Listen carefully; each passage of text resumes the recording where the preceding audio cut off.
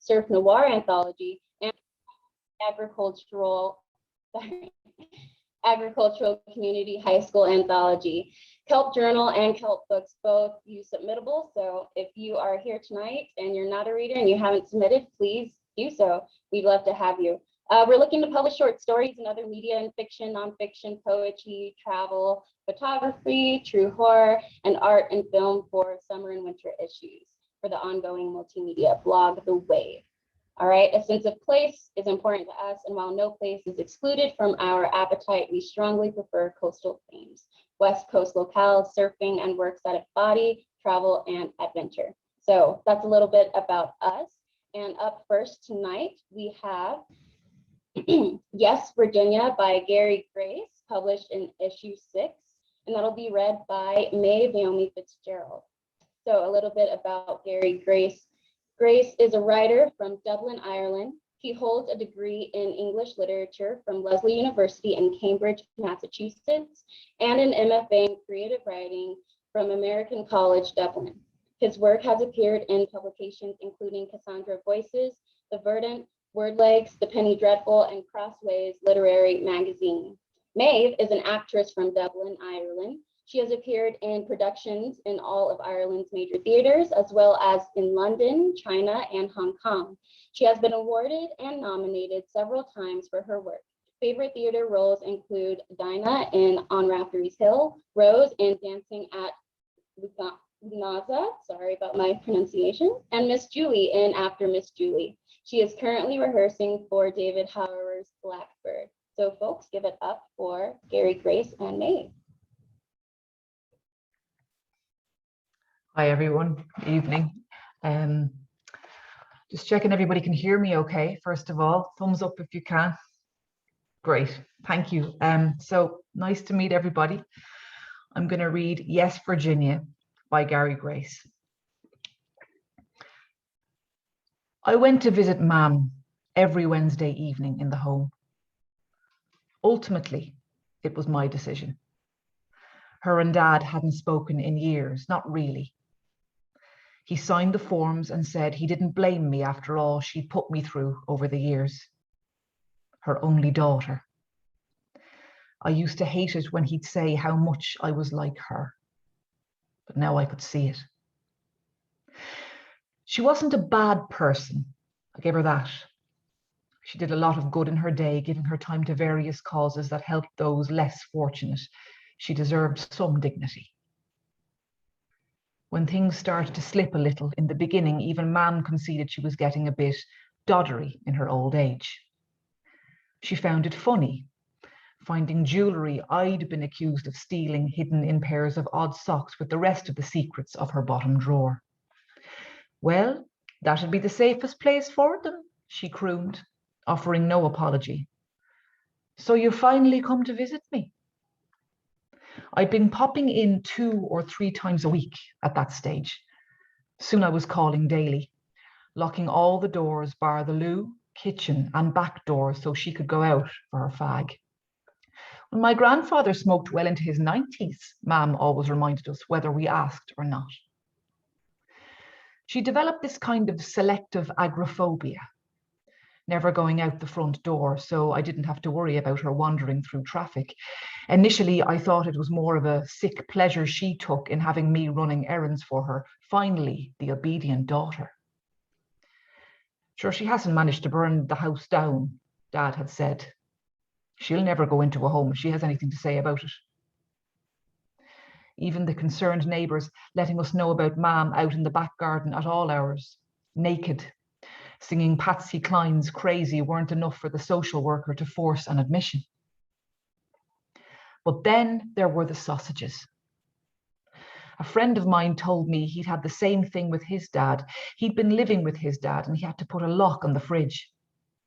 The poor man would forget he'd just eaten and kept going back to make sandwich after sandwich until he was sick. That day, I arrived and walked into the kitchen to see Mam's slippered feet popped out from behind the open fridge door, shivering on the lino. I thought she'd had a fall. Seeing my once dignified mother in a soiled nightgown, biting into a raw clonakilty sausage, saliva dripping from her chin with the last link dangling from her lips, was not the most disturbing part. It was the smiling. I couldn't remember her ever smiling at me. Not really. I knew something was wrong. "You were very good not to tell Mammy on me," she said as I helped her up with the childlike Cork inflection she'd long since diluted after moving to Dublin all those years ago. She thought I was her sister, and she kept smiling even as I undressed her. "Are we going to the dance?" she said. The social worker was a nice man. He was patient, delicately explaining everything to me and Dad. "Bray is only down the road, not too far," he'd said. "And didn't you say she loved the sea?" "In Shidoni," Dad had replied. "Sorry, what was that?" "Oh, sorry, in Shidoni. She grew up in Cork. They'd go to the beach there near Clonakilty when she was growing up."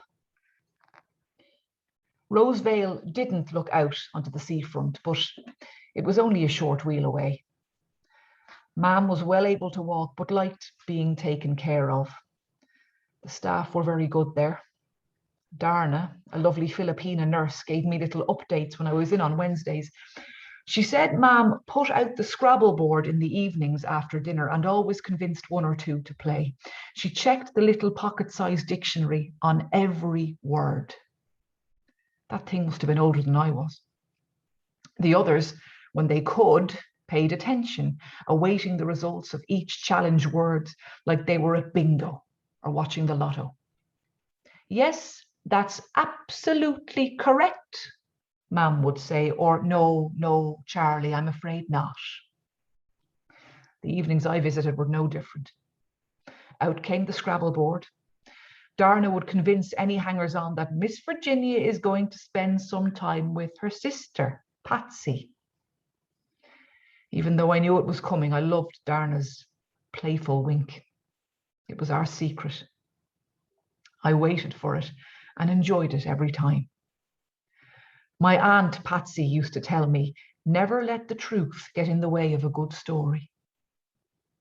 Mum had maintained my whole life that she'd been named after Virginia Woolf and that her sister was named after Patsy Cline. On my wedding day, I'd become slightly maudlin, the champagne having gone to my head, and I told Aunt Patsy how much I'd always loved the romance behind their names. "I'm not at all love. Sure, your mother has notions." That was possibly the only thing I loved about my mother. Her name. Our daddy named her after the Blue Ridge Mountains, or the song at least. Not that he was ever there. "And our mam named me after your granduncle, Pat. I was going to be Pat one way or another," she always said. "I've been going along with that spiel of hers since we were teenagers." My friend Brian told me there was at least one good thing that came from folks like ours suffering with dementia. There's the things they'd never have said to you before. "Like what?" I asked him. "Well, one day my dad was talking gobbledygook, so I just started reading the paper. But then he called me by my name." "And then what?" I said. He looked right into my eyes and told me he was proud of me and that I'd always been a good lad. After Brian buried his dad, he had to pack up the house. He was an only child, the same as myself. Brian said he found all kinds of gems in his dad's little office. Photos of his dad lifting trophies, letters to his uncles, boasting about how well Brian had done at school, things like that. I asked him if there was a trick to it. Could I coax her? He said, "Just let her think you are whoever she thinks you are. She'll wind up saying something nice about you one of these days." He gave me a playful nudge in the arm. His eyes were always kind, holding back his own pain. We finished up our cigarettes in silence outside our meeting. Sure, I always let her think I'm Patsy. I sing for her even.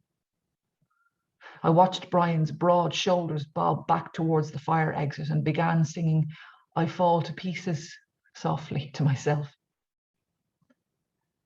I tried being other people, her mother, her neighbour, her younger self, but there was never a kind word about me.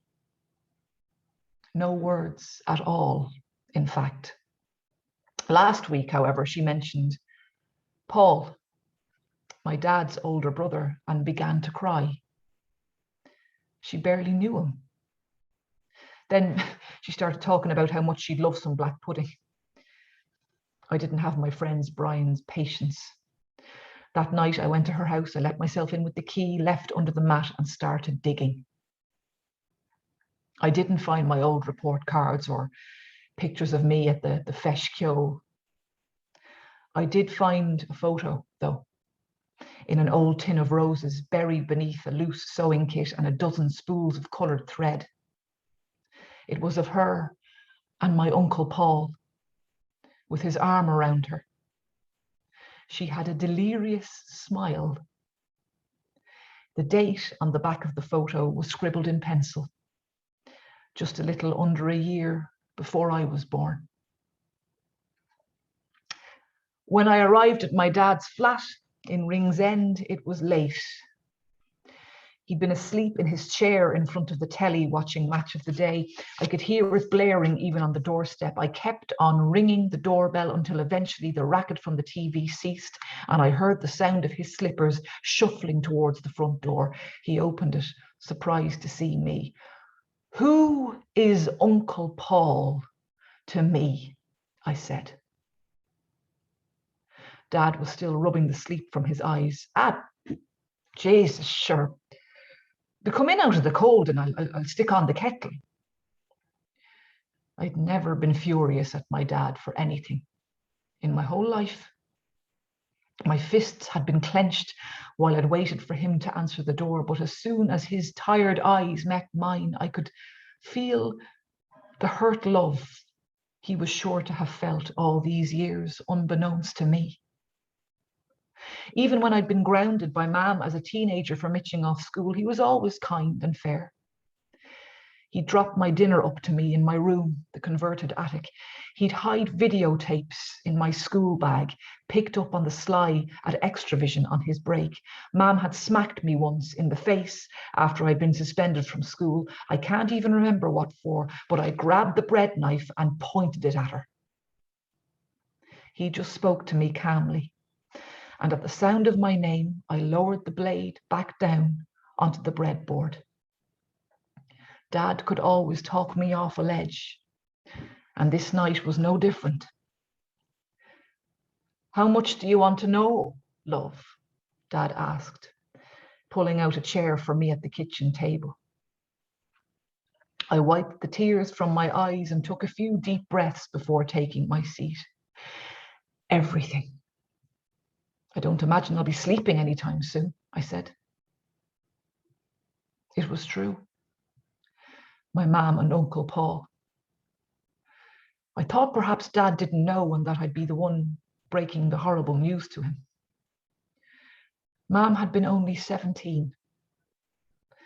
There were these guys hassling her in town one day and Uncle Paul had crossed the street and given the lads a clattering. He was almost 30. Soon after that, he'd fecked off to England for work on the building sites. So Dad did the honourable thing. Her parents knew. See, they were respectable. They ran the pharmacy in their village, and Dad was only a couple of years older than her. It wasn't perfect, but it was a solution. Keep it in the family, at least, they said. I thought about the times they lived in, the alternatives. I suppose they could have sent her away, but Dad said they needed her to stay working in the shop and for practically nothing. Your mother was not exactly Mary Poppins either, you know, he said. It was clear to anyone that Mam did not love him. My marriage had ended in divorce too. Part of me had known from the beginning it would never last. My mum never understood my dad and Ken had never understood me. How could you have stayed with her all those years? I asked Dad. She wasn't always the tyrant you knew growing up. Your mum was really great fun when we were young, believe it or not, very sarcastic. Could give as good as she got. I fancied her big time. I'd seen her at a ceilidh in our parish hall a while before all that happened with Paul and those lads. I almost asked her up to dance, but she fecked off to the toilet with her girlfriends just as I was to pluck up the courage. I thought she'd grow to love me later on. It wasn't even Beauty and the Beast. I figured I was younger and better looking than Paul, but I wasn't the man he was, in her eyes anyway. Tears filled my eyes. Dad, come on, I said, wiping some away. He said, I knew she didn't love me, but I loved you. I wanted you to be okay, love. And I knew if I'd left her, I'd never see you again. She'd a mean streak as well, you know. Dad, I pleaded with him, even after I'd grown up and everything, why didn't you tell me? That part of me thought, what's the point? And the other part, that you wouldn't see me really as your dad anymore. Do you know, Dad, the last time I saw you cry was at Uncle Paul's funeral, I said to him, meeting his eye. You'll always be my dad, you feckin' Aegis. And right on cue, he did that old Irish thing of veiling his sorrow with humour. Sure, that was only because she was wishing it was me in the box. He let out his big belly laugh. But what your friend Brian is saying is true, Dad went on to say after drying his eyes with a spaghetti-stained tea towel. Sometimes she softens the way she is now. She lets things out, things she never would have when we were together, if you could call it that. Dad had been going to see Mam without telling me, he confessed. He wanted to be with her again, alone. He wanted to hold her hand and make sure she was okay. I wasn't alone in my nods and winks to Darna. I didn't want you to be making a fuss about it, he said. Go on, I said. Well, she called me Paul one of the times I visited her when she went into Rosevale, he said.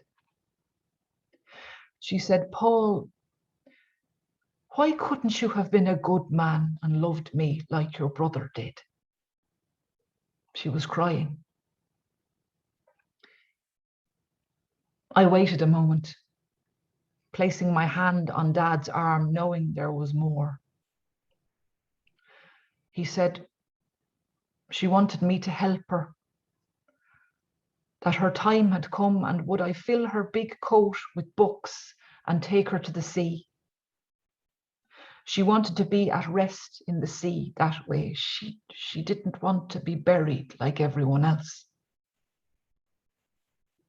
In this brief moment of lucidity, he'd said that Mam described an intense claustrophobia and the fear of being buried alive. I hadn't known that about her. I hadn't known she was afraid of anything. She'd started to ramble to my dad then, citing examples of people who'd been buried alive by accident. When Mam was running out of steam, she started muttering, lest we forget Angelo Hayes, lest we forget, over and over again. Dad hadn't believed her initially, thinking they were things she'd seen in a movie or read in a book, but that specific name seemed odd to him. Soon she was singing Patsy Cline again and not having a feckin' clue who he was. This didn't stop her from getting angry when he didn't know his lines.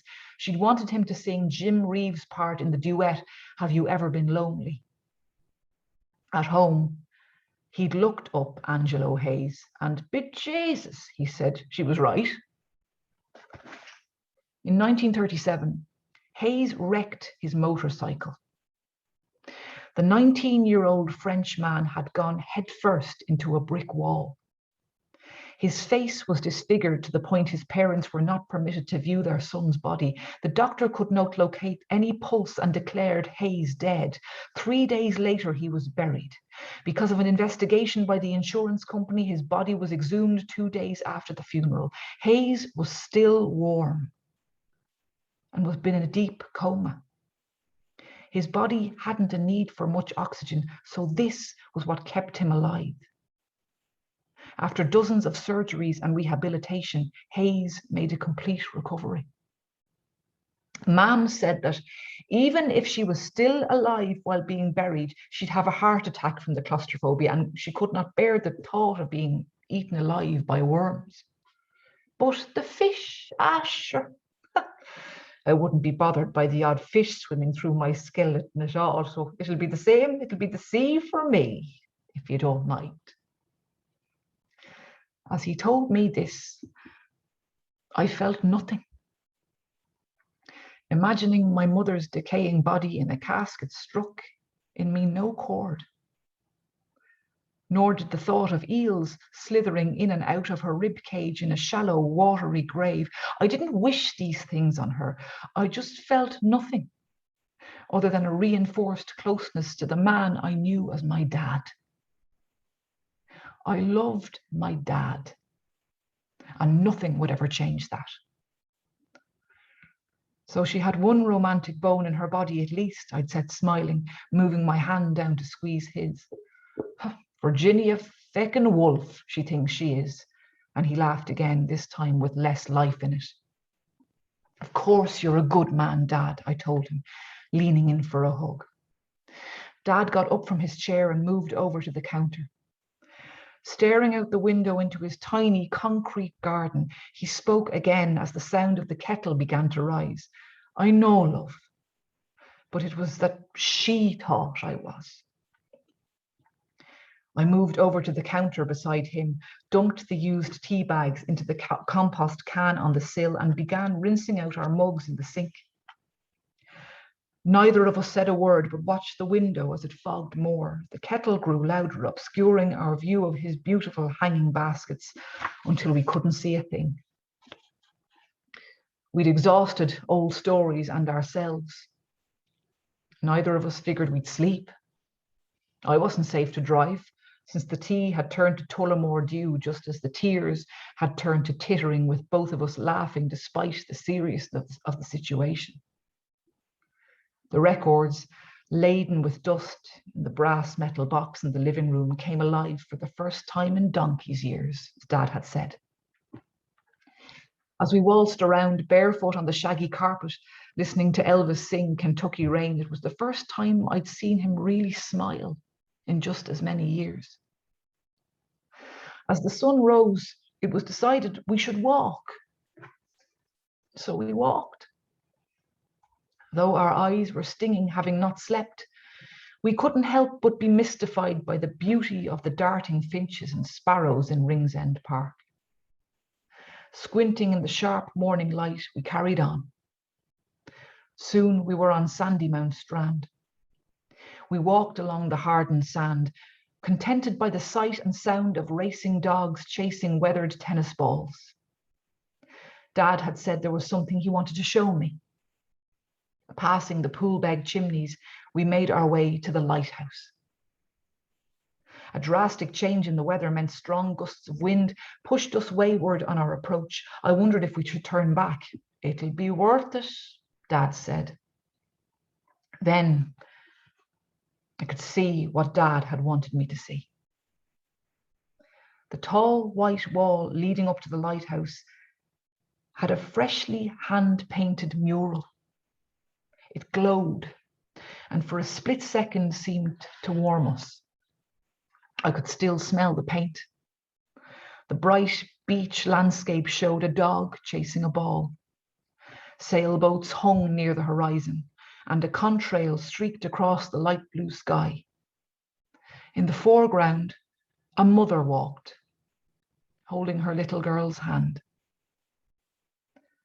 They weren't all bad times, Dad said to me. When you were little, you probably can't remember, but you loved your mum and she loved you. We had times just like that.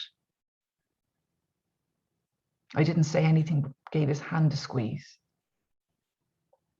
He didn't take his eyes off the wall, but said, "There's no sense in fighting with her now, love. I'm sure she won't even remember, even if you are cross with her. Just be kind when you see her, just be kind." We beheld the mural side by side. This meant more for Dad than me, I suspected, but I patted him on the back and told him, "I will, Dad, I will." It began to rain, and soon the wind pelted our hands and faces with stinging droplets.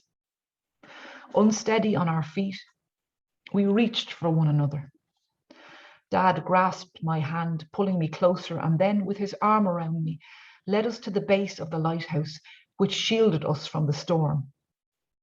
A massive ship carrying a multicolored Lego patchwork of metalled containers groaned as it moved slowly through the dark green water before us. Huddled tightly together, we shivered in silence, as though she were a merciless sea monster that could only detect us if we dared move. Darna didn't seem to think it strange that I was back at Roseville the very next day. I told her I thought I'd left my phone in Mam's room. It was earlier than I'd usually be there, before tea. Darna said it was fine if I wanted to take her out for a wheel, as we called it, out on the seafront. Mam liked to have a flask of peppermint tea for these excursions. "It'll warm up my hands and warm up my cold heart," she'd say. "And a drop of cold water too, Patsy, so it's not too hot." I did a lap of the block, getting a few lungfuls of the Bray sea air before heading for my car. I helped Mam into the passenger seat and buckled her in. I put down the back seats to accommodate her folding wheelchair. I knew the staff would send someone looking after a while, so I turned my phone off and headed for the motorway. "What are all those?" she asked me, pointing to the boxes on the floor in the back seat. I didn't answer her initially, turning up news talk on the radio, but she kept on asking. "They're books, Mammy. They're books. We're taking them to a charity shop in Cork, the one you like." "I'm not your mammy," she snapped. I popped in a CD. Patsy Cline's Showcase with the Jordanaires. Patsy's deep, dramatic contralto voice had the desired anesthetizing effect that I had hoped for. The Valium I'd crushed into her tea couldn't have hurt either. Mam's eyes glazed over. She hummed in her sleep, and I hoped she'd be transported to the happy Cork dance halls of her youth. Before she'd been burdened with me and Dad. I sang along softly. The record only runs a little over 30 minutes. Until that long drive, I hadn't realized how much of it I knew. There were barely any cars on the road, and in the calm of the evening, I recalled being buckled into a car seat as a child for the long drive to Cork at Easter to see the relatives. Single lane traffic and back roads, she said she knew like the back of her hand. Having to do a wee on the roadside. Mam always wanted to drive. Dad wouldn't object, and we'd be stuck listening to the record, on cassette, mind you, on loop for the whole way there. Mam would puff away on fags, and by the time we'd get there, my clothes and hair would reek of smoke. This was long before the M8 and the new roads, and it felt like it took forever. But on my drive, it only took 7 plays of the CD before we were there. Inchydoney Beach was pitch black and deserted, and the wind howled. The tide was all the way out, and the sand was hard. Smooth enough to wheel the chair easily, even with all the added weight of the books. I'd fill the wheelchair's side hanging bags with all the substantial heft of Encyclopedia Britannica had to offer. You wouldn't believe how many books you can stuff into a greatcoat. I lined it with all of her favourite classics before buttoning her up. To the Lighthouse, Mrs. Dalloway, The Voyage Out, the Brontes, and all the rest. She'd been in possession of Agatha Christie's complete thriller collection, gorgeous red faux leather hardbacks with golden titles and yellow silk bookmarks.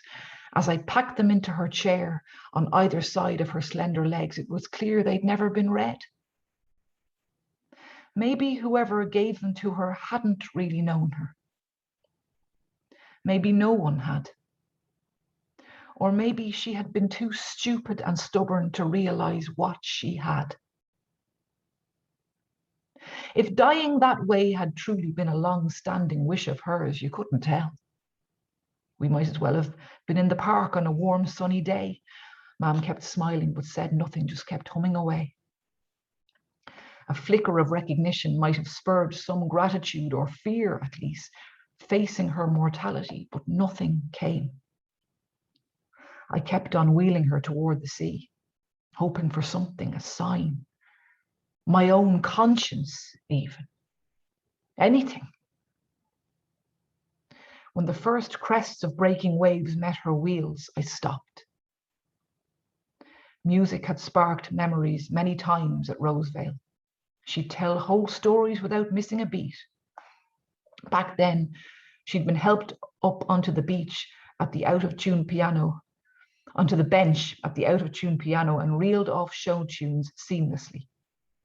Mam said the sound of the waves were like music too. Patsy, why are we here? She asked as my socks started to soak up the salt water. I'm cold. This is what you want, isn't it, Mammy? I asked, holding her face in my shivering hands. You told Dad you wanted to be at peace in the water, that you didn't want to burn, you didn't want to rot in the ground, so I'm here to help you go, Mammy, the way you wanted. I was met with silence and a look of utter confusion. Not the scowl I'd felt my whole life, not a sardonic quip about how ridiculous I was being. Nothing. Then, as the wind screamed louder, Mam began to look scared and like she might start to panic. I'd always thought it was just something my aunts and uncles said, but I'd never thought we looked alike. At that moment, it was as if I was looking in a mirror.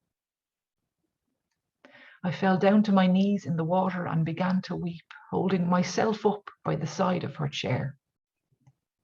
I thought maybe I could get a spark, just one moment of lucidity, that it might be inside her, just my name.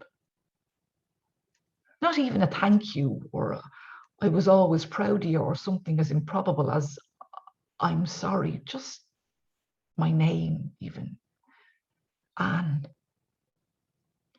But she just smirked and patted my hands, clung to the side. Patsy, you're gas. What the feck are you doing down there?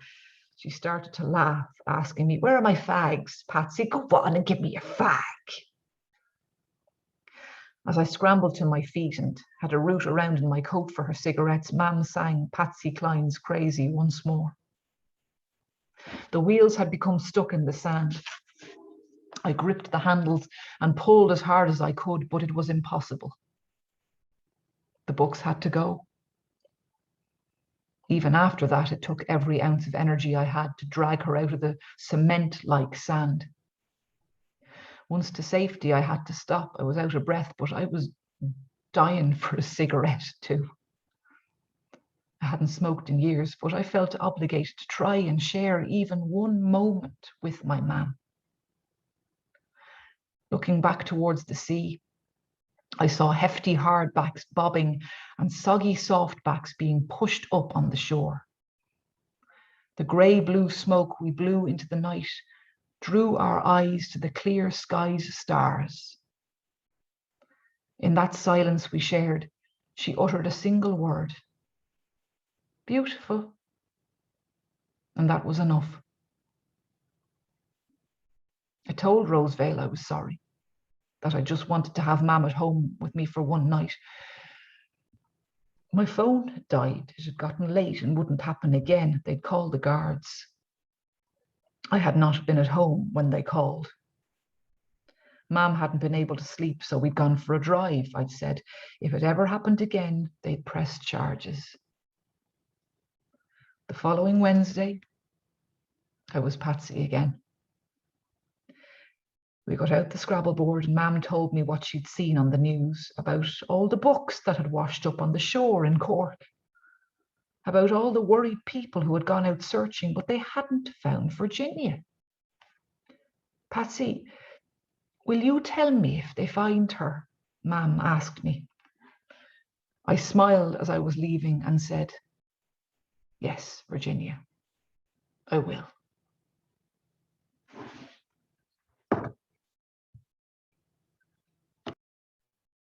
Thank you. Let's do an unmuted round of applause How do I unmute? if you're able. Oh, that was good. What a wonderful opening to tonight's reading. Thank you so much. And Maeve, if you could just read all of my publications for me at every reading, that'd be great. Try not to make as many mistakes as I did there. Sorry, Gary, it's 12:30 at night here. It's actually 2 a.m. here now because our clocks have gone forward. So it's 2 o'clock in the morning, so I'm delirious. So I apologize for the few fluffs I had. Sorry, Gary. Thank you, Maeve. Yes, thank you so much. Hopefully the Sunshine Protection Act helps to protect everyone in their time. But I don't know, we'll see. All right, next we have 3 poems by Jessamine Fairfield, which you can view in issue 6 of Kelp. Jessamine is a writer based in Galway, Ireland, whose work has previously appeared in Cronach, Consilience, and The Toast. She is also a new mother, and her poems combine nature, science, and emotional truth. Folks, let's give it up for Jessamine. Unmute. Thanks very much. Here you go. Like Leslie, you're like the only one that's like. I need to give her props. I'm sorry. That's okay. Bye. What an act to follow. Okay. I am going to just be reading the 3 poems that I published with Kelp, and thanks in advance for listening to them. The first one is called Until Something Fell. Before you existed, I sailed to the frozen lands and dove into the killing sea to find home, to find you in the storm at the end of all things. Legs braced against the water as each wave curled into bloom.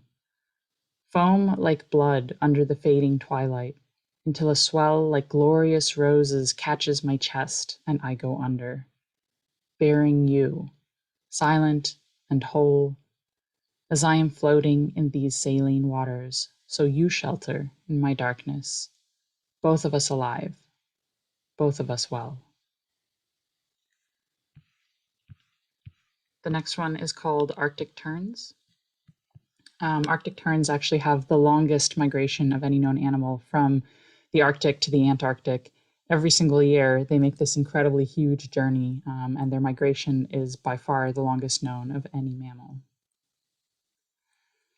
If you are my child, love, the world is an ocean cradling your buoyant form, endless expanses beneath the starry empyrean. If you are a girl, we will exult. I will clear the stones onto my own back, so that your body, which could now fit into my hand, will spring upwards, unbent. I will show you the roots of injustice and teach you to find the softest moss, the feathers for our nest.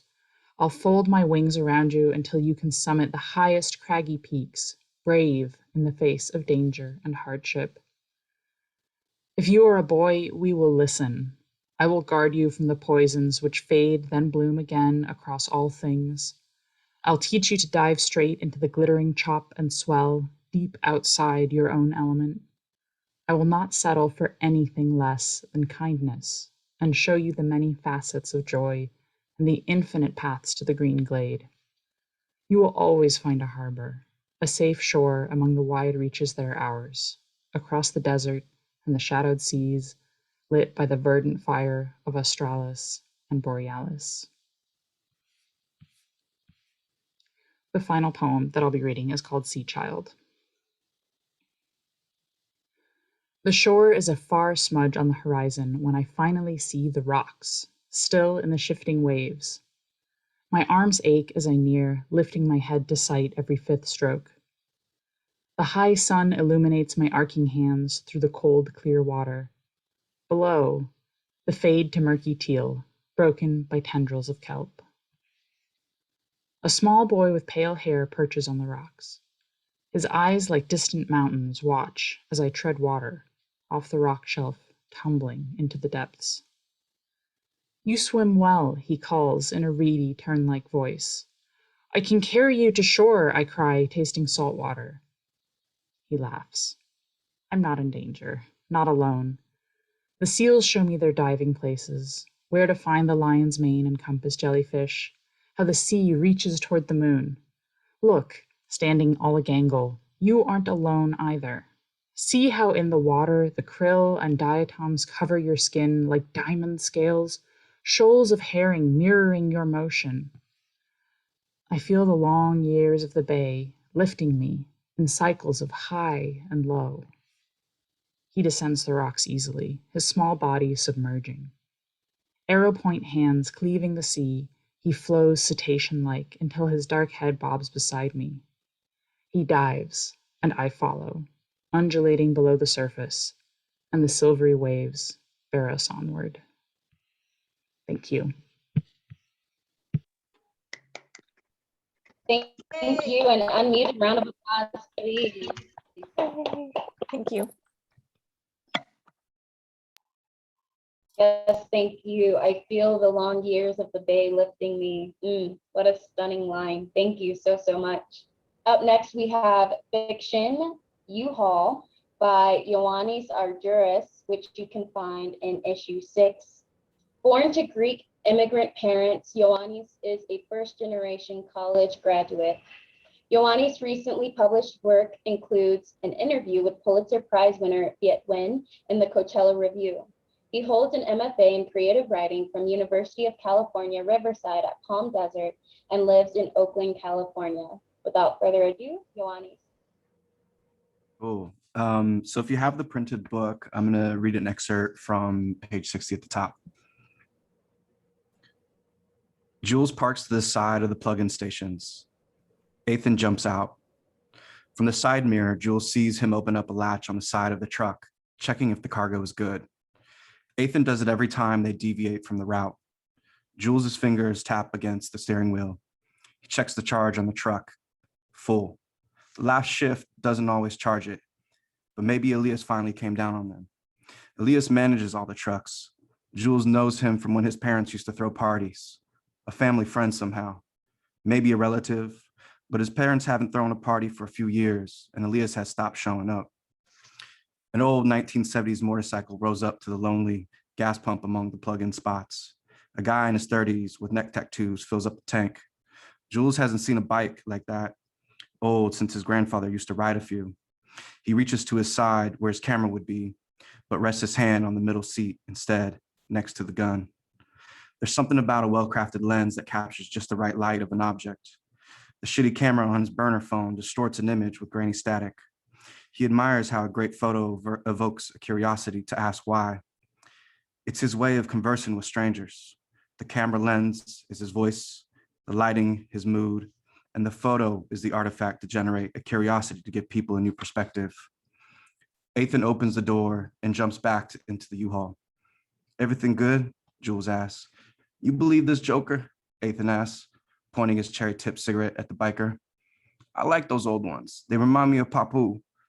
Maintenance alone set him back, worked until he was 70 to keep those bikes running. So what?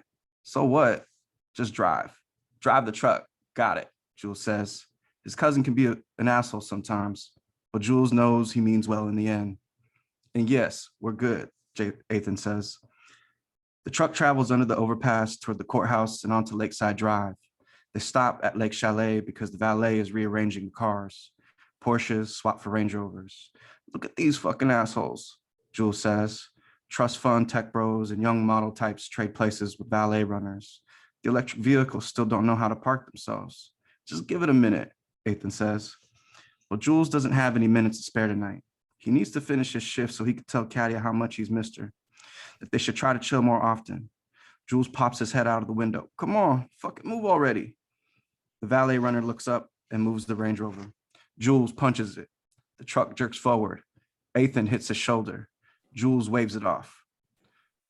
The truck turns right onto Grand Street, past the Fairyland entrance and onto Bellevue, making its way into Lakeside Park.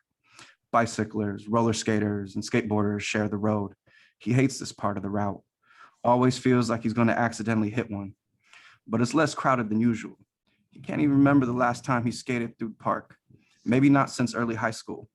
Jules looks down at the boathouse and sees there's a silent DJ thing going on. Wishes he could take Katia there later. She'd like that. Dancing by the lake under the moonlight. Well, they drive around the lake, they drive around the park until they finally hit traffic in front of Grand Lake Theater on the northeast side of the lake. The theater on the corner that uses its marquee as a political message board. Vegan mob? Jules asks. No, I need some protein before I hit the gym tonight. Jules knows that's bullshit. Knows that his cousin hasn't been to the gym in weeks. Knows that gym is probably code for strip club. Knows that Ethan tends to disappear after their shifts most nights. Jules doesn't ask, doesn't really care. He looks at Ethan's gut sticking out from under his shirt. You sure? Fried chicken, Ethan says.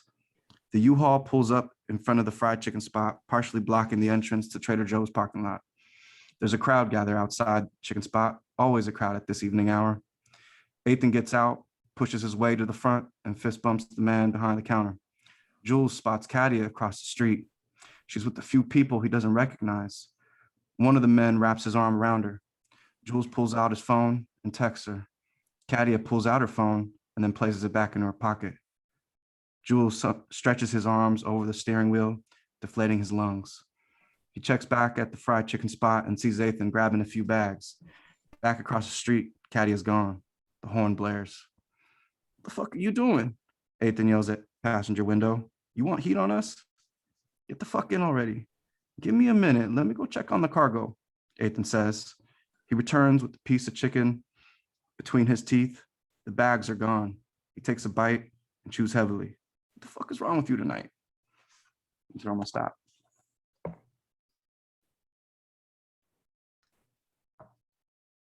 Thank you. Let's unmute and show our appreciation for Ioannis, please. Yay. Attention. Stop. You're like my. Thank you for that reading. Next, we will have poems by Maria Duarte. Maria is a poet and writer who received her MFA in creative writing from the University of California, Riverside, Palm Desert. She has published poems in Verdad magazine from Long Beach City College and in the anthology The Good Grief Journal, A Journey Toward Healing. She is currently the poetry editor for Kelp Journal. Let's welcome Maria Duarte. Thank you. Thank you very much. I'm gonna read a couple poems. Can you hear me? Am I loud enough? Sorry, my camera is off. I have a little migraine, so it's a little hard to, keep it on. But I'm gonna read some poems for my manuscript that I am actually putting together. So hopefully a book soon. But we'll see if we get there. The first poem I'm gonna read is called The Dragonfly. The dragonfly sails through the clouds of new flowers, jaded. The storm is gone to the forgotten memories piled up in a tiny box of chocolate silk pie. And my poems are not long. I am not that kind of writer. I envy whoever it is because I cannot do it. My next poem is called Hangover, which feels like it right now, but I swear I didn't drink last night. Hangover. It feels as if I had inhaled gasoline through my nose that ended up in my stomach, burning the lining of the inner intestine as a wave that comes and goes. I have vomited everything I ate throughout the day. There is a drill pounding a hole in my head, like an annoying kid repeating, "Are we there yet? Are we there yet?" And did the sun today became brighter than yesterday? And what is that buzzing? Zzz. The fly better stop, or it will find its carcass splattered on the wall as my next painting. And my mom keeps repeating, "But you had fun last night." Hell yeah, I did. And I will do it again, even if it means that I will feel as if I was beat up with a bat, giving gasoline as water, and step on the teacup ride at Disney 50 times. All right, and then the last one. Apologize. All right, so who am I? I am a tiny explosion of atoms, shape in a formless space, waiting. And that was my last one. Thank you very much. Thank you.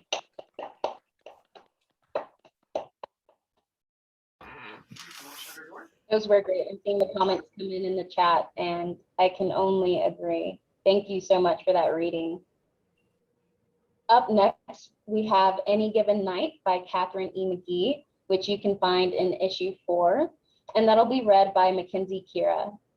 So Catherine E. McGee's horror stories have appeared in Kelp Journal, Automata Review, and Gamut Magazine, on the Ladies of the Fright website, and in anthologies including Hall Dark Holidays, Dead Bait 4, Library Volume 6, Winter Horror Days, and Cemetery Riots. She hosts Skeleton Hour, the Horror Writers Association's horror literature webinar series, and is an active member of the HWA. She has an MFA in creative writing from UC Riverside, Palm Desert. Mackenzie Kira is the co-founder and co-host of the dark fiction podcast, Ladies of the Fright, where she interviews authors and reviews everything dark and stormy. She is the author of over 40 plus articles, essays, 1 novella, and short stories that have appeared in varying places such as Gamut Magazine, The Mighty, The Nervous Breakdown, The Manifestation, Ink Stains Anthology Volume 4, The Stoker Con Anthology, This is Horror, the blog, The Lineup Unnerving Press, and Dwarf and Giant. She's full-time faculty for Western Governors University and, as a side gig, runs her own freelance editing business. She lives with her family and their critters deep in the redwood forests of Northern California. Let's give it up for Kira and McGee.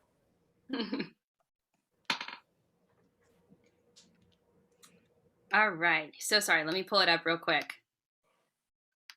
All right, and everyone can hear me okay, yeah? Thumbs up, I'm on. Beautiful. Any Given Night by Catherine E. McGee. The clinking of champagne glasses. It's for me this time. I squeeze Brett's hand while my best friend Jessica offers a toast in her backyard. She's pregnant with her second and rests one hand on her swollen belly while she speaks. I'm just so thrilled for Annalise to have found her special someone. Let's give a toast to the happy couple. Everyone shouts along with her. Cheers! Glasses tap and clink. Brett and I stand in front of a banner that says, "Congratulations! It's springtime and everything around us is in bloom." You look great, I say to Brett. He wears a salmon-colored polo and faded jeans, the standard issue outfit that came in the box. His hair is brown, his skin is tanned, with crow's feet near his eyes and laugh lines around his mouth. You look radiant, he says. That's a wonderful dress. He motions toward the white shift I spent hours fawning over. It's shorter than what I typically wear, but the fabric falls in layers of lace that weigh down the hem. I've seen my friends in similar outfits, but I've never had the occasion to wear white. Not like this. Come with me for another drink, I say. I'll follow you anywhere, Annalise, he says. You know that, don't you? This is one of those programmed phrases, but I can't avoid the swooning feeling that rises. He takes my hands and pulls me towards him. I think of other men I've kissed. Real men. Their lips felt nothing like this. When he embraces me, I know he's mine, and that I'm his. We're finishing our drinks when Jessica's husband, Rudy, approaches. Do you mind if I steal Brett for some grill time? He gestures towards the barbecue pit near the side yard. Sure, I say. Brett stands and kisses me on the top of my head. I'll miss you, he says. Time to learn the fine art of manliness, Rudy says, patting Brett on the back. I pour fresh glasses of champagne, sit with my girlfriends at a picnic table. He seems to be fitting in, don't you think? The men gather near the grill in a sea of pastel polo shirts, chinos, and jeans. Can't tell them apart from the others, Jessica says. Mitch pumps the keg, handing out beers. Brett takes a sip, like it's something he's always done. Now he's gesturing animatedly. What do you think he's telling them? Crystal says. He's had a ton of pre-programmed stories, I say. Can he learn new ones? Gloria says. Sure, he's designed to learn from interacting with the other men around him. And we'll also do a daily download of updates from the other model Bretts from around the world. The Bretts are networked or whatever. That's how they get smarter. New data constantly. You can tell when he's processing. His eyes twitch. Looks like he was worth the wait, Crystal says. You had to pre-order him, right? Yeah, I say. Dating real men has just become impossible. All that swiping and waiting and guys not calling back, and the ones who do call back are... I shake my head. The women all nod. I saw something on the news about malfunctions, Gloria says. That's why I got the model Brett. The Jareds and the Donalds. They don't even make those anymore. Way too many problems. So I have to ask, Jessica says, eyebrows raised. What's it like? What's what like? You know, she says. Oh, we haven't done that yet. Would have been the first thing for me, Crystal says. We know, Jessica smirks. Well, I just got him yesterday, I say. The setup took hours. I had to set commands and even a safe word. Is it something kinky? Crystal says. I just use the default word, no. You say it sharply, and it shuts him down in case of malfunction. I wish Mitch had an off button, Gloria says. He malfunctions all the time. And Rudy, Jessica says. And Lindsay, Brienne says. We all laugh. What happened when you first turned him on? Jessica says. Was it like that one commercial where he undoes his top button, pours a glass of wine, and hands it to you with some jazz song playing in the background? That almost got me to buy one, Crystal says. If I had my druthers, Brienne says. It was crazy, I say. I pressed the on button and he was just here. I went from being alone 1 minute to having this new person. And he was nice to me. Really nice. Wow, Gloria says. How are you feeling today? That's what he said. The first thing out of his mouth. When we went to dinner, he was opening doors, letting me talk, and really listening, looking right at me, not checking his phone. He offered me his coat. He paid the bill without hesitating. The technology must just be so advanced, Jessica says. A burst of noise draws our attention. Mitch and Lindsay are gulping beer while Rudy chants, chug, chug, chug, holding up the barbecue fork like a flag at a car race. Mitch finishes first, crumples, and throws his empty can and raises his hands in triumph. Brett's eyes twitch left, right, left, right, left, right, while he watches, processing. He copies the other men, chugging his beer and throwing his cup away. The men erupt in cheers. Rudy's grilling fork rises a second time. Mitch slaps Brett on the back. You're one of us now, man. We left them alone for 3 minutes, Gloria says. I'm just glad to see him getting along so well, I say. Rudy hands off trays of grilled meat while Jessica, Brienne, Crystal, and I work in the kitchen getting the food and setting it on the buffet. Brett stands nearby with Lindsay, picking at the bowl of potato chips. Mitch grabs a hot dog and munches. Hey, save those for later, Crystal says. It wasn't me, Mitch says, hands out like caught bank robber. I gotta sit down for a sec, Jessica says, holding her belly. Are you all right? I say. The baby is so big now. She settles into a chair and sighs. You're sure there's only one in there? Mitch eyes the swell of her stomach while he licks barbecue sauce off his fingers. Could be a whole litter. He reaches his hand out towards Jessica's belly.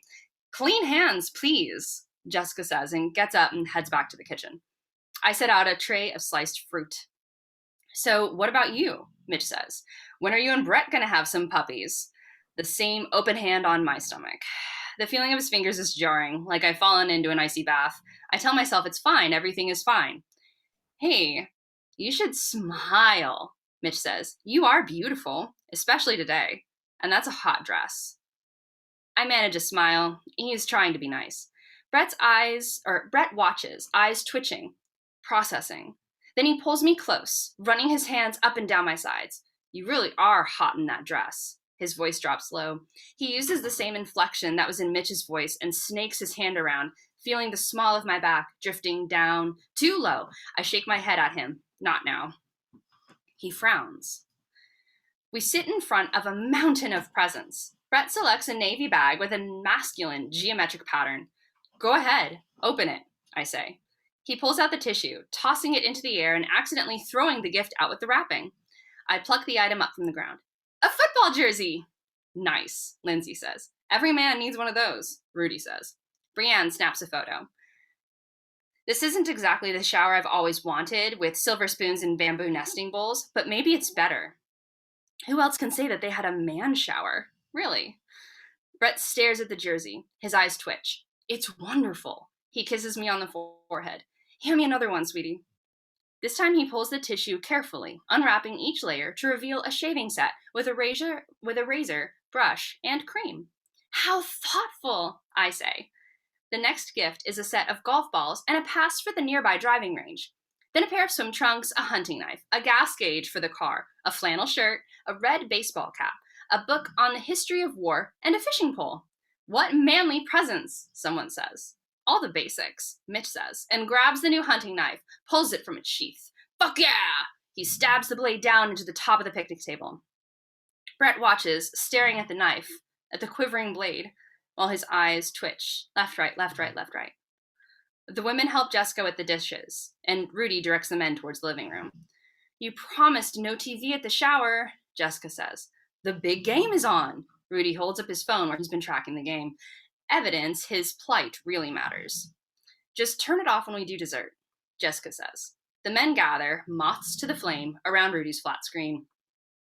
After handing off dishes, I walk towards the living room and watch Brett interacting with the men. His eyes twitch constantly, making quick micro movements all the time, every second, while he absorbs new information. I wonder what he's learning. On the TV, a football is mid-flight, then lands out of bounds. The men all groan. What a douchebag, one of them yells. Someone should really kill that guy, another says. I head back to the kitchen. A minute later, they're all cheering again, happy as clams. Then Rudy's voice, fuck that guy. Brett's, that's right, fuck him. I've already lost Brett to football season, I say. Here, put these out. Jessica hands me a tray with assorted cookies. I carry it into the living room and set it on the coffee table. Whoa, blocking the view, Mitch says. Down in front, Brett says, his voice low and angry. I look up at him surprised. He averts his eyes, and I move away. A commercial break starts, and Lindsay hands Brett the remote. You want to surf? Surf, he says. Press these, up and down, to change the channel. Brett pushes buttons, lands on a cowboy show with a man wearing leather chaps, with a rifle at his hip.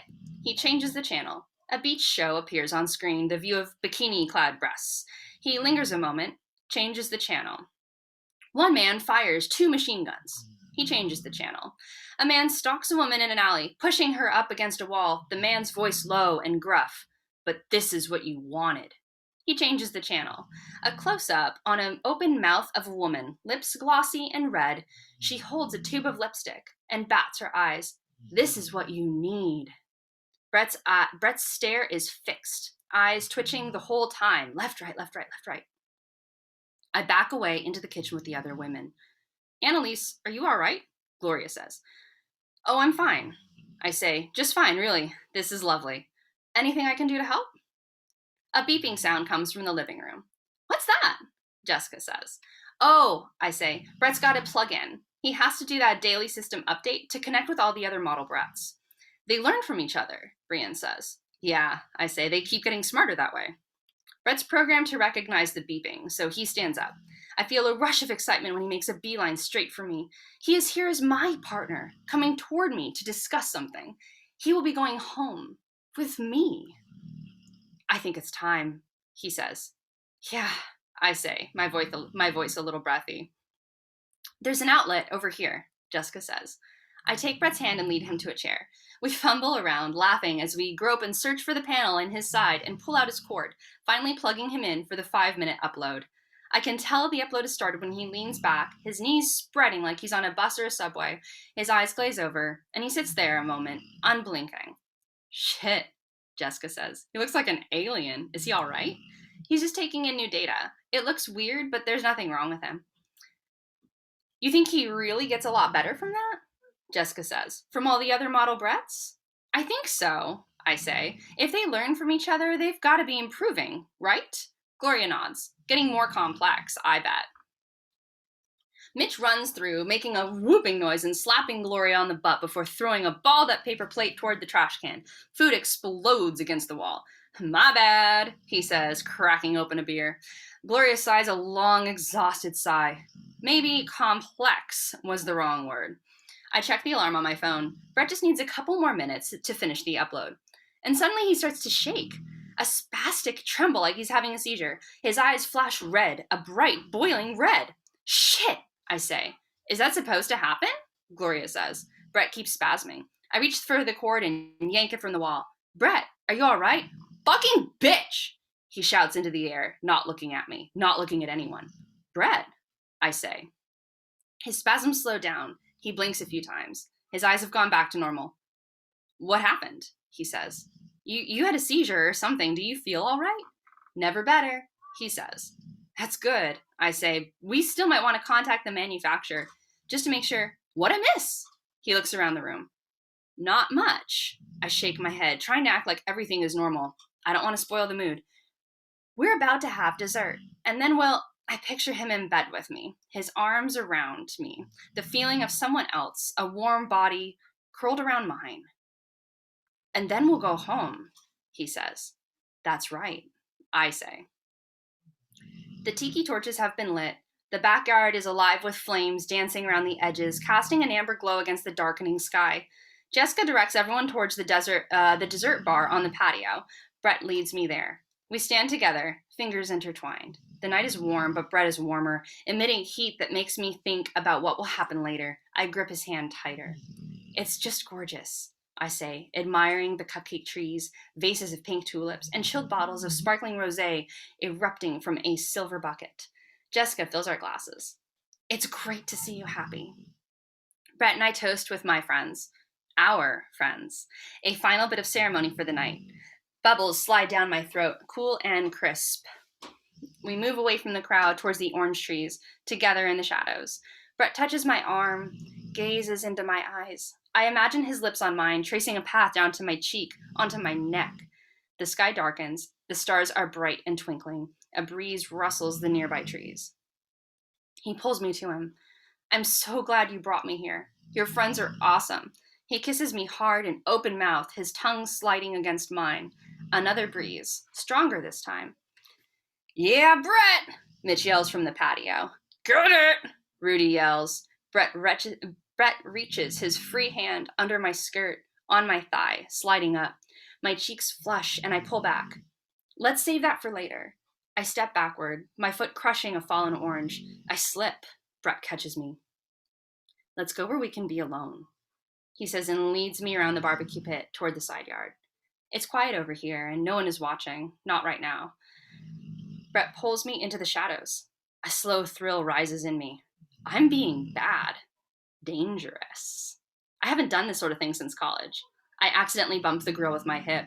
The hanging tools sway. I hear the distant sound of my friends chattering. It's so far away now. He pushes me against the house, kisses me harder than before. I melt into him, a rush of energy shooting down toward my groin. I moan softly. When was the last time? His hands are on my sides, moving up. He squeezes my breast. His grip is rough, too rough. Careful, I whisper. He tries again. Not so hard. I smile so he'll know I'm not mad. He's got to learn these things. He unbuckles his pants. Not now, don't do that, I say with a soft little laugh. His eyes twitch. You said to save it for later. Isn't it later? He sounds like he could get angry. He's confused, that's all. Sorry, I didn't mean to. I can show you later, but at home. I try to sound sexy, but my words collapse. He's giving me a strange look. I don't want to be here anymore. He holds me against the wall. I laugh, louder than before, but why am I laughing? He drops his pants to his ankles. Brett, no. I use the safe word. No. This should put him in sleep mode, but his eyes stay open, twitching, and glow red. The same awful red I saw earlier when he was uploading. Is he malfunctioning? He puts a hand over my mouth. This is what you wanted. His voice sounds mechanical, like it's not even him. I grunt, spewing saliva against his open hand. I reach for his off button, but can't get to it. My heart races. His hand is under my dress, pulling down my panties. This is what you need, he says. I grunt again, trying to wiggle loose. He presses me tighter to the house, his eyes crimson and piercing. I slap at his sides. My sounds are muffled, barely audible. I try to knee him, but can't move. His hand shifts, covering my nose. He smiles. I struggle, barely getting any air. My vision is spotty. I grope for what I can reach, knock the grill, and grab at the barbecue tools. The spatula and tongs fall, clanking against the concrete. My hand wraps the remaining utensil, the meat fork, tightening my grip on the thick wood handle. I pull the fork toward me. My vision is getting dark, energy waning. I thrust the pronged stainless steel tip into his abdomen, pull it down towards his groin. His wet insides spew onto me. He lets go and falls away. I double over, gasping and coughing while his ooze drips down the front of my dress. You bitch, he mutters in a broken, mechanical growl. He crawls towards me, eyes glowing, redder and brighter than ever. You fucking bitch. Help, I say, but my voice barely works. I round the corner of the house and stumble forward. Annalise! Jessica rushes toward me. The fuck did he do? I put my hands to my mouth. The words won't come. What happened? Mitch says. He attacked her, Jessica says. The men rush over to him. He's still alive, Lindsay says. Is he in pain? Rudy says. Come on, Jessica says to me. Let's get you inside. She leads me away onto the patio. I can still hear voices in the yard. She must have provoked him. Then another male voice, indistinguishable from the rest. I mean, look what she's wearing. A muted chuckle follows. Jessica pulls me into the house. I turn toward the yard, see the men helping Brett to his feet, telling him everything will be okay. It wasn't his fault. He didn't mean whatever bad thing he did. He just needs a little reprogramming. Someone pulls up his pants while he oozes from his abdomen down the front of his jeans. His stare locks on me, eyes bright red and blinking. Can we shut him off? Jessica says. I swallow hard and look away from Brett, past the champagne bucket and picnic table, past the gifts and silver banner that screams, Congratulations! Annalise, Jessica says. I shake my head. I'm sure I can fix him. With the right update, with the right patch, there's got to be some sort of software available for this online, or a setting I can change, a way to correct the malfunction. Other users must be having this problem too. My body throbs where he grabbed me. I keep talking, barely aware of what I'm saying. Now my voice trails off. Everything is strange and echoey, too loud. One of the men picks up a tiki torch, wielding it like a pitchfork. The women stand beside me asking questions, but I can't hear them. All the party noises fade.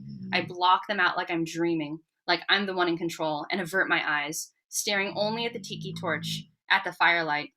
Black smoke rises up, ruining the sky. The end. Awesome. Yeah.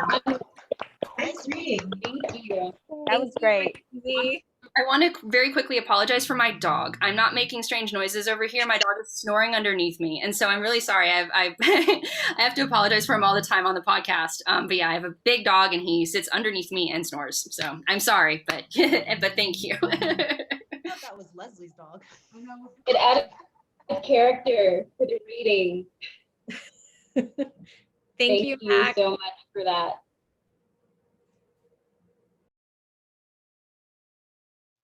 Awesome. Up next, we're going to have an essay, If We Were There for Leisure by Trey Burnett, which you can read in issue 6. And if I've ever been envious of a bio, it is this one.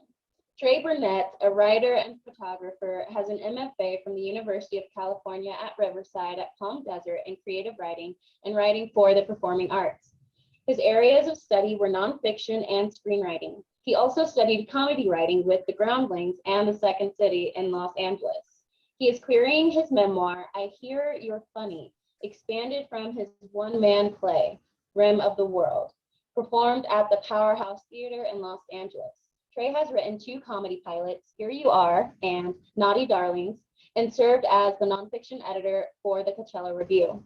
He has a BA in psychology from the University of Southern California. He has also written for the Los Angeles Review of Books, and his photography is forthcoming in the Sun magazine. Everyone, join me in welcoming Trey Burnett. Hello, thank you. I'm reading an excerpt of an excerpt, and what's going on is the narrator is in 8th grade and kind of coming to terms with himself while he deals with bullying at school and a home life that is getting a little more dysfunctional as time goes on. In 8th grade, I met Josh. He looked like a tanner version of me with slightly lighter hair. He lived with a single mom on a flower farm just south of Aptos, overlooking the Pacific. He held up his gold necklace with a gold charm and asked if I knew that people would want to kill him just for wearing this necklace. Even though I preferred silver, I couldn't imagine why people hated gold so much that they'd want to kill Josh for wearing it. Why would someone kill you for wearing a gold necklace? Because, he said, it's the Star of David. It means I'm Jewish. So I replied, I had no idea what he was talking about, killing Josh for being Jewish. I mean, it wasn't dumb. I knew a Jewish girl in Yuma. Everyone seemed to like her. At Christmas, she taught our 4th grade class about Hanukkah, and honestly, celebrating with food and gifts for 8 nights sounded better than one morning of gifts pretending to glorify Jesus. We all knew Santa Claus was the real savior, but kill Josh? My God, that seemed a bit much. Neo-Nazis. They still want to kill Jewish people, he said. Yes, I had learned about Nazis, Germany, the Holocaust, and World War II in history class, but this was America in almost the end of the 1980s. I didn't realize people were still that stupid and hateful, unless I was their target. Wow, I said, that's insane. I didn't know Nazis still existed. I didn't completely register with me. I didn't know there were still people who hated Jewish people. I concluded Josh still had to look out for Nazis, and I still had to look out for Tom. I also concluded that my California beach life was not quite what I had imagined California dreaming to be. I was becoming more of an outcast than I had been in Yuma, and was always on guard against potential teenage violence. Mom was depressed. She wasn't teaching, and Al was always complaining about money and making snide comments about me. I tried to make it one day at a time. After school, I usually stayed in the safety of our neighborhood. Sometimes other kids from the flats and I would jump on a bus and we went to the mall in Capitola or to downtown Santa Cruz. Sometimes I went to Josh's where I could just be his friend and his mom would make us macaroni and cheese sprinkled with Parmesan before we played video games or walked in the flower fields. I saw that living with a single mom didn't mean a life of struggle. There could be peace. But usually I hung out at Michelle's house. She lived four doors down from our garage. At school, we didn't talk much. I didn't talk much to her or the other girls from the neighborhood. I kept our relationship in the safety of the flats. I didn't want them to be harassed for being friends with me. I found peace in the chaos of Michelle's home and spent many afternoons in her latchkey surroundings. Her house was always dirty and rodent of pee. Her younger brother's room reeked like a urinal and made the house smell like the whiff of air you catch when men exit a public toilet. They had a green bird that squawked when you walked up the stairs from the front door into the living room. And Michelle repeatedly screamed for it to shut up before she threw a sheet over its cage. For dinners, she made generic macaroni and cheese and sometimes threw in peas to add some green. Being there made me feel like my family was sophisticated and took my mind off whatever was happening at my house and in my life. I would sit at the table in Michelle's dining room and watch her 409 her stove and mop and glow the kitchen linoleum that would never shine. She had beautiful skin and delicate bone structure. She had long brown hair with a spiral perm that was 6 inches grown out. She wore the generic version of whatever clothing was trendy. She was the kind of girl who would have been prettier than she was if her mom had offered more guidance. Instead, Michelle made do and never looked refined. I related. My mom didn't care about style or dress up. I had Wanny for that. Michelle made decent grades. If she escaped her parents' path, she would make something of herself. If she didn't, she would wind up doing what she was doing, not for her brothers, but her own kids. Michelle's parents looked like they were from the 70s and drove cars from the 1970s. They smoked strong cigarettes and drank cheap beer and tried to hide their pot smoking from their kids. They didn't seem to have the adult schedules my parents did, so Michelle was in charge of her younger brothers after school. I thought her dad was in some sort of construction and he went to drink with his friends after work. Her mom was a bartender at a dive bar, but had started serving on grand jury. Michelle talked about her mom's jury duty like her mom had had a career change. I sometimes wanted to point out that jury duty was not a career even after 2 months. I could feel myself get angry that my bilingual mother with her degree and certification had no longer had a career. But Michelle went on about her mom doing her civic duty when the only qualification was being called in for service. I stayed silent. I let her think what she wanted to feel good. I guess that was Michelle's moment to have a mom with a job that she was proud of, so I went along with it. And as much as I liked Michelle, her mess of a family made me feel like my life was a little more under control than it was. And I rationalized that my problems weren't so bad because they were temporary. One day when I was watching Michelle clean her kitchen, her little brother ran in and told me, "Trey, your mom's out front." He said she was in the car and wanted to talk to me. My body tensed and I reminded myself to breathe. My mom was not the type of mom to come and get me if I was at a friend's, so I went outside immediately. I suspected that something had happened between her and Al. She sat in her red convertible Mustang. She had the passenger window rolled down, and I leaned into the door and poked my head in. Her eyes were bloodshot, and she had our dog Missy with her. So I figured she wasn't going to the store. "I'm going for a drive," she said. "I love you."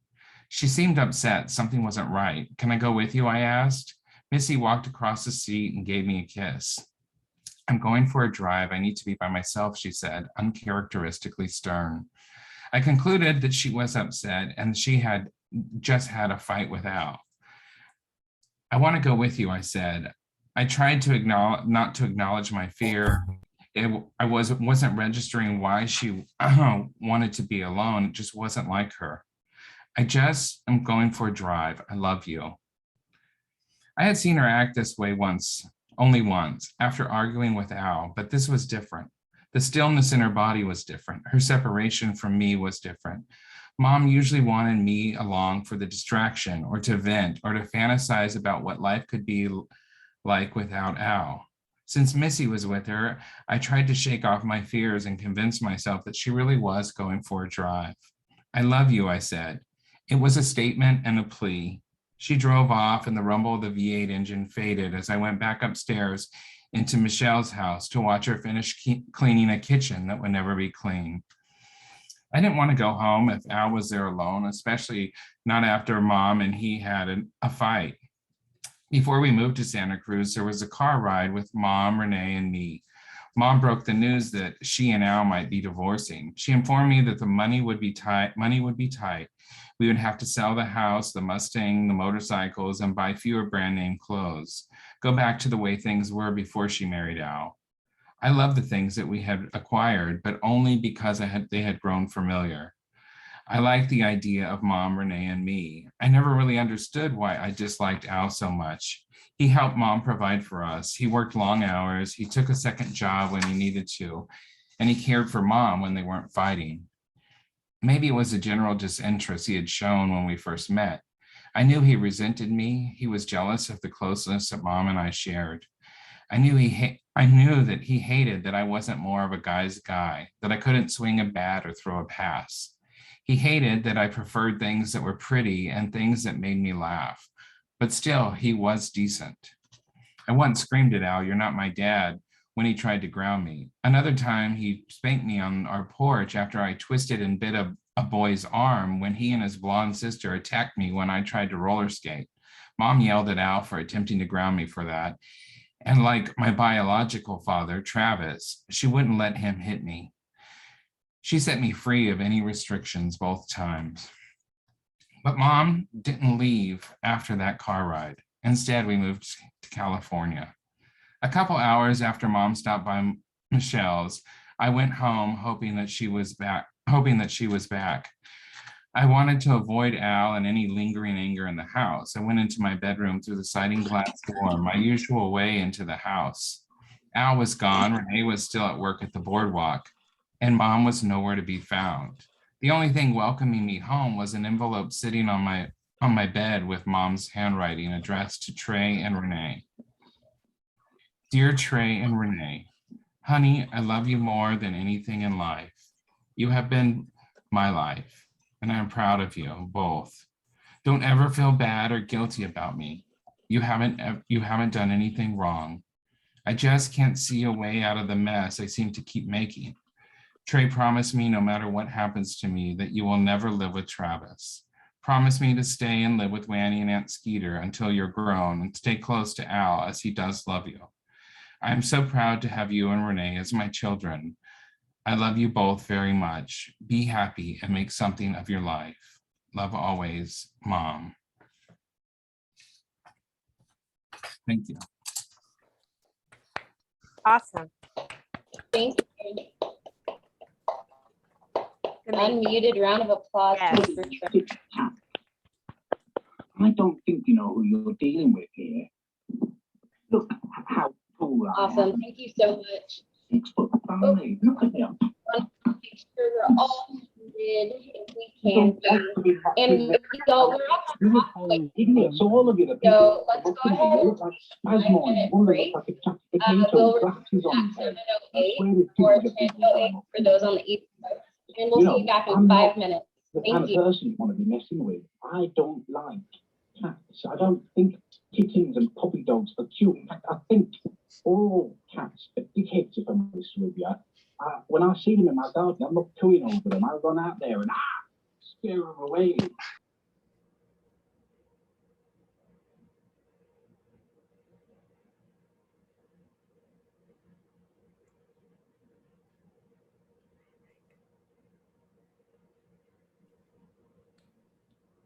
Okay, we had some interference there, but I think that Camille let everybody have a break for a little while. For anyone who didn't catch that, great. Stretch, feed your cats. Love the cat, looking at all the cats.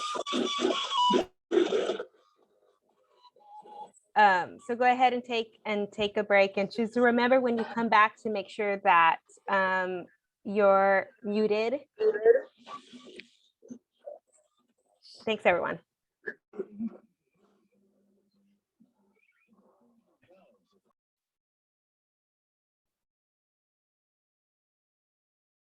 How long are we breaking for, Ashley? We are breaking for 5 minutes. Okay, thank you.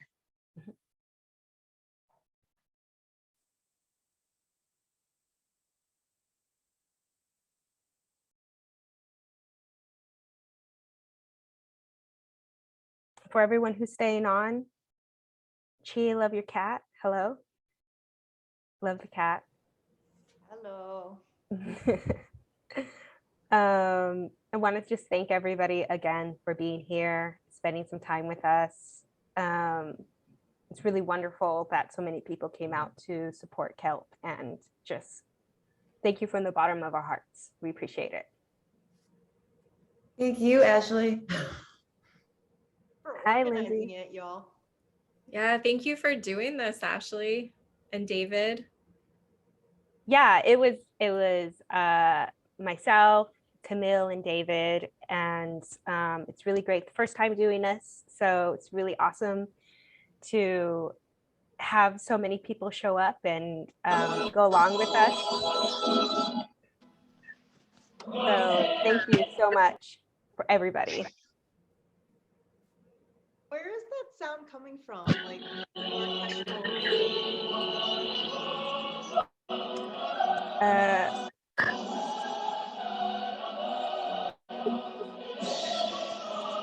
There's somebody on here. that I'm going to ask you to please keep muted, or I'm going to kick you out. I think you can also force mute people if you're the host.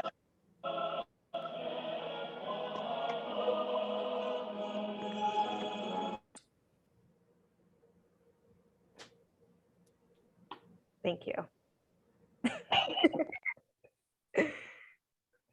So I don't want to kick anybody out, but I 100% will, for those of you who know me.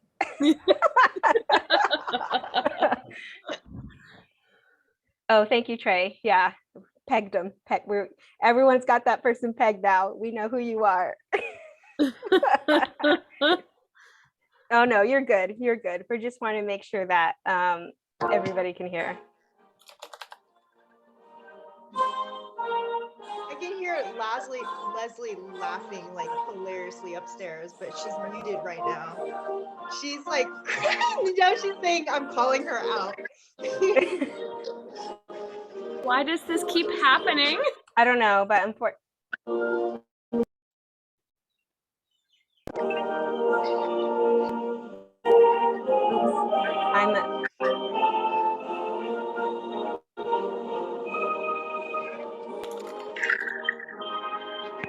gonna say something, Leslie. Sounds like someone's getting I love inaugurated. unfortunately, I did have to remove that person. I feel bad. It was just too much of an interference.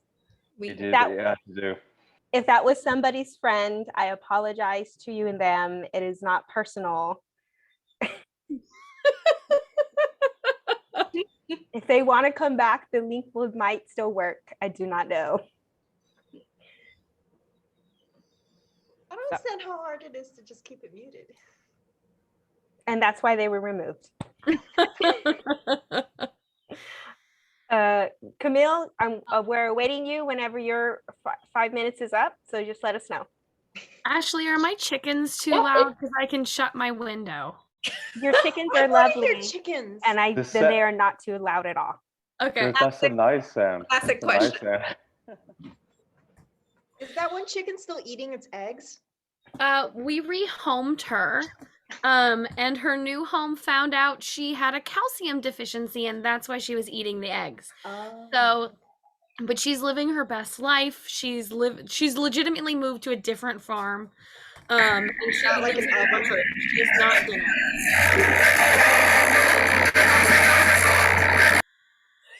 I am sorry. Please, people, if you That's can keep literally not me.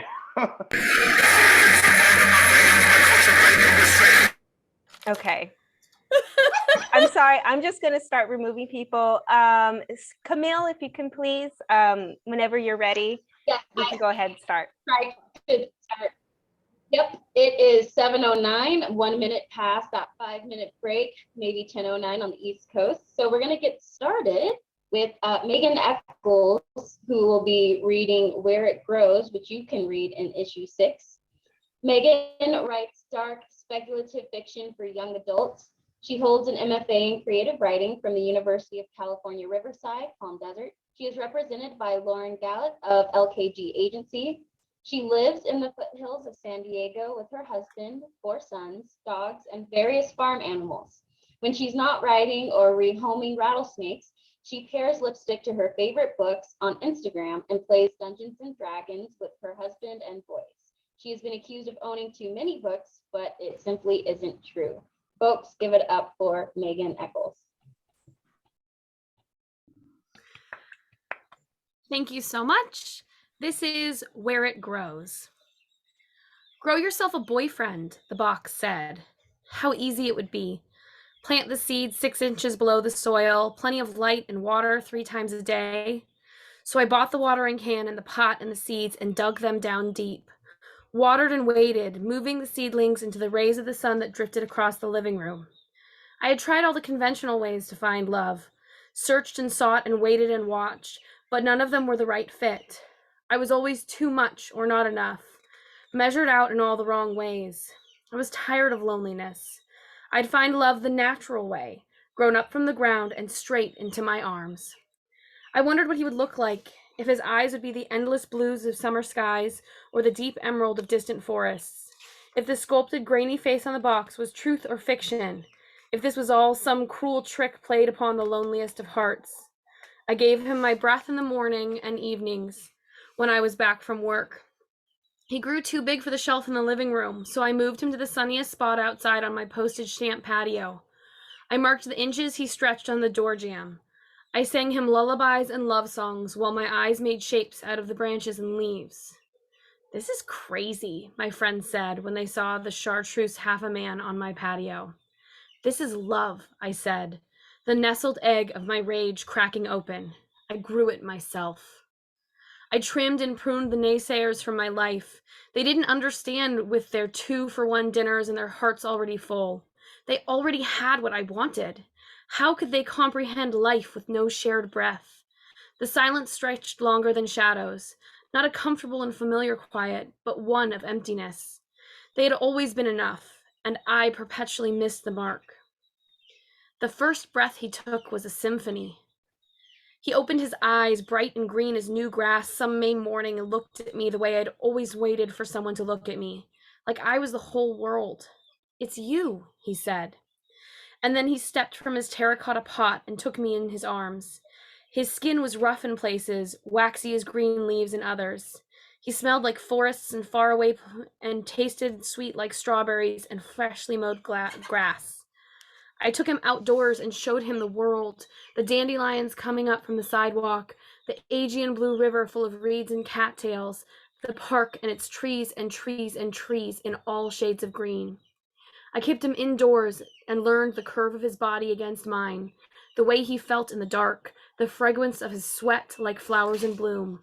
I told him the secrets I'd saved for someone like him, and he smiled and told me of the sun and the way it made him feel. It's the way you make me feel, he said, golden, warm, alive. I grew you, I said. I grew you from a seed. He stiffened in my arms. He did not like that reminder, that he only existed because of me.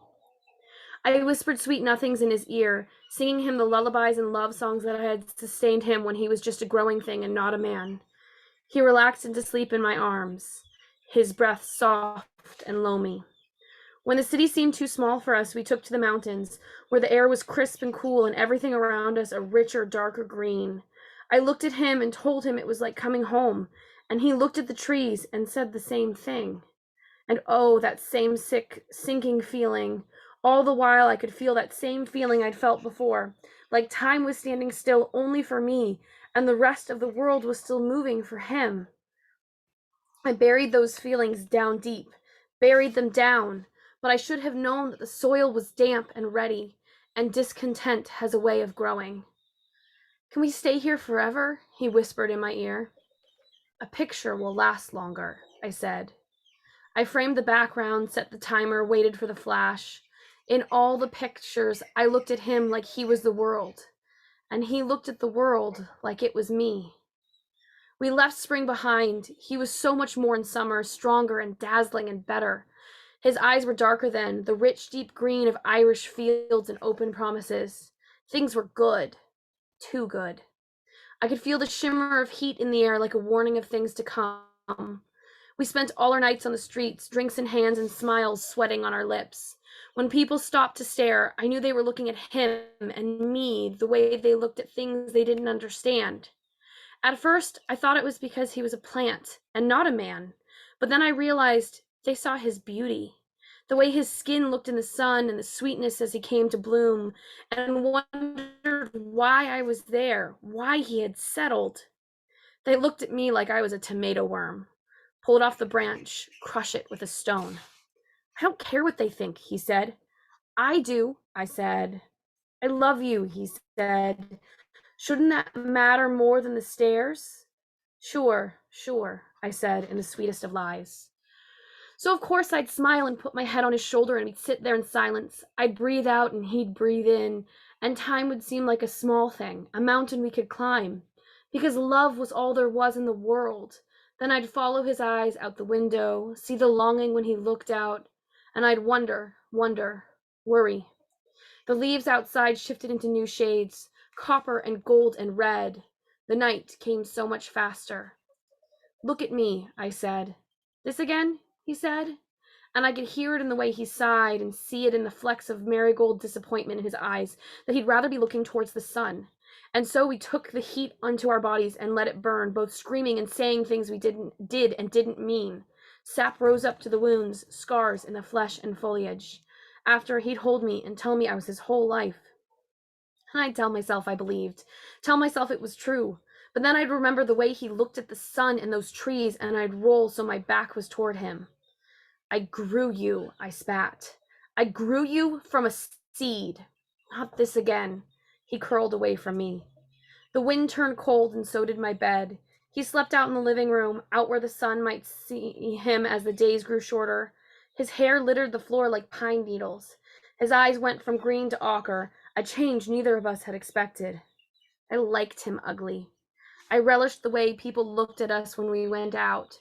This time, he was the object of their pity. This time, he was the one who had come up short. I shouted that to him one terrible evening. He wept green tears, sticky like sap. They tasted sweet on my skin after we made up. It's okay, he said. You love me the way I am. I stared at this thing I made from water and dirt and want. What was love, after all, but settling? I leaned into our silence, once so full, now brittle as the falling leaves, cold as the oncoming winter. I didn't want to be in the space he was. I stayed later at work, moved with the hours of the clock, and only saw him in the dark, curled up beneath layers of cloth. I called a therapist. You have to, I said. He planted his roots, refused to move. I don't need to talk to a stranger. I need to talk to you. I can't be around you when you're like this. Please don't leave me, he said, leaning into me. And so I cried and let the salt burn him. When I had run out of tears, I stole back to the places and friends I had forgotten. They welcomed me back, sympathetic and sweet. They knew this cycle of love, of good and then not good enough. Get rid of him, they said. He's weighing you down. And of course, I told them about spring and summer and the way it had been. They nodded and sipped their drinks and asked me if I was happy. But who has an answer to that question?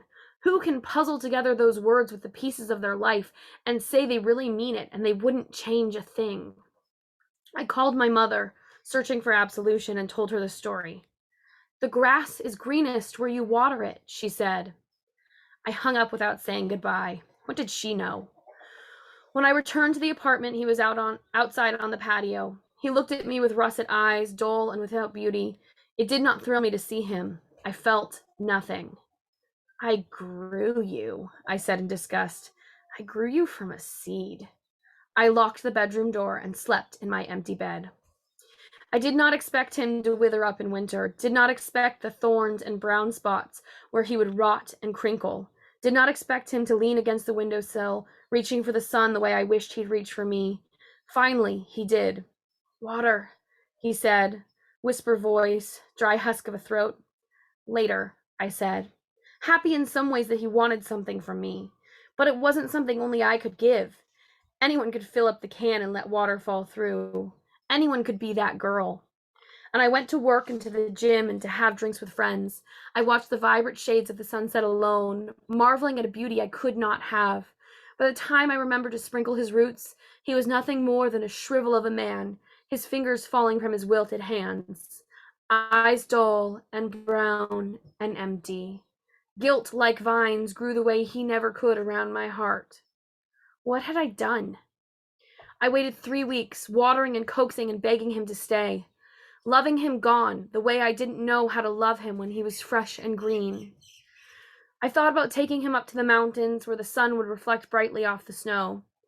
I told myself this is what he wanted, that he was getting what he wanted after all this time, to be among the trees and sun and sweeter air. But I'd already done so much for him. What was the use?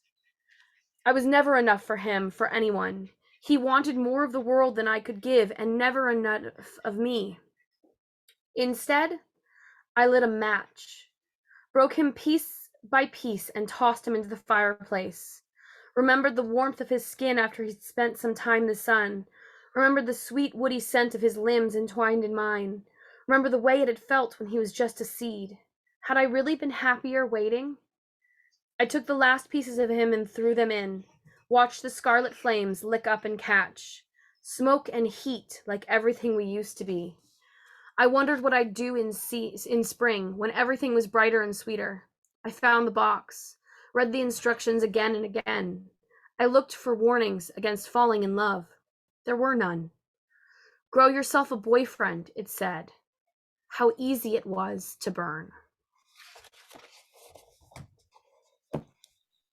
Amazing.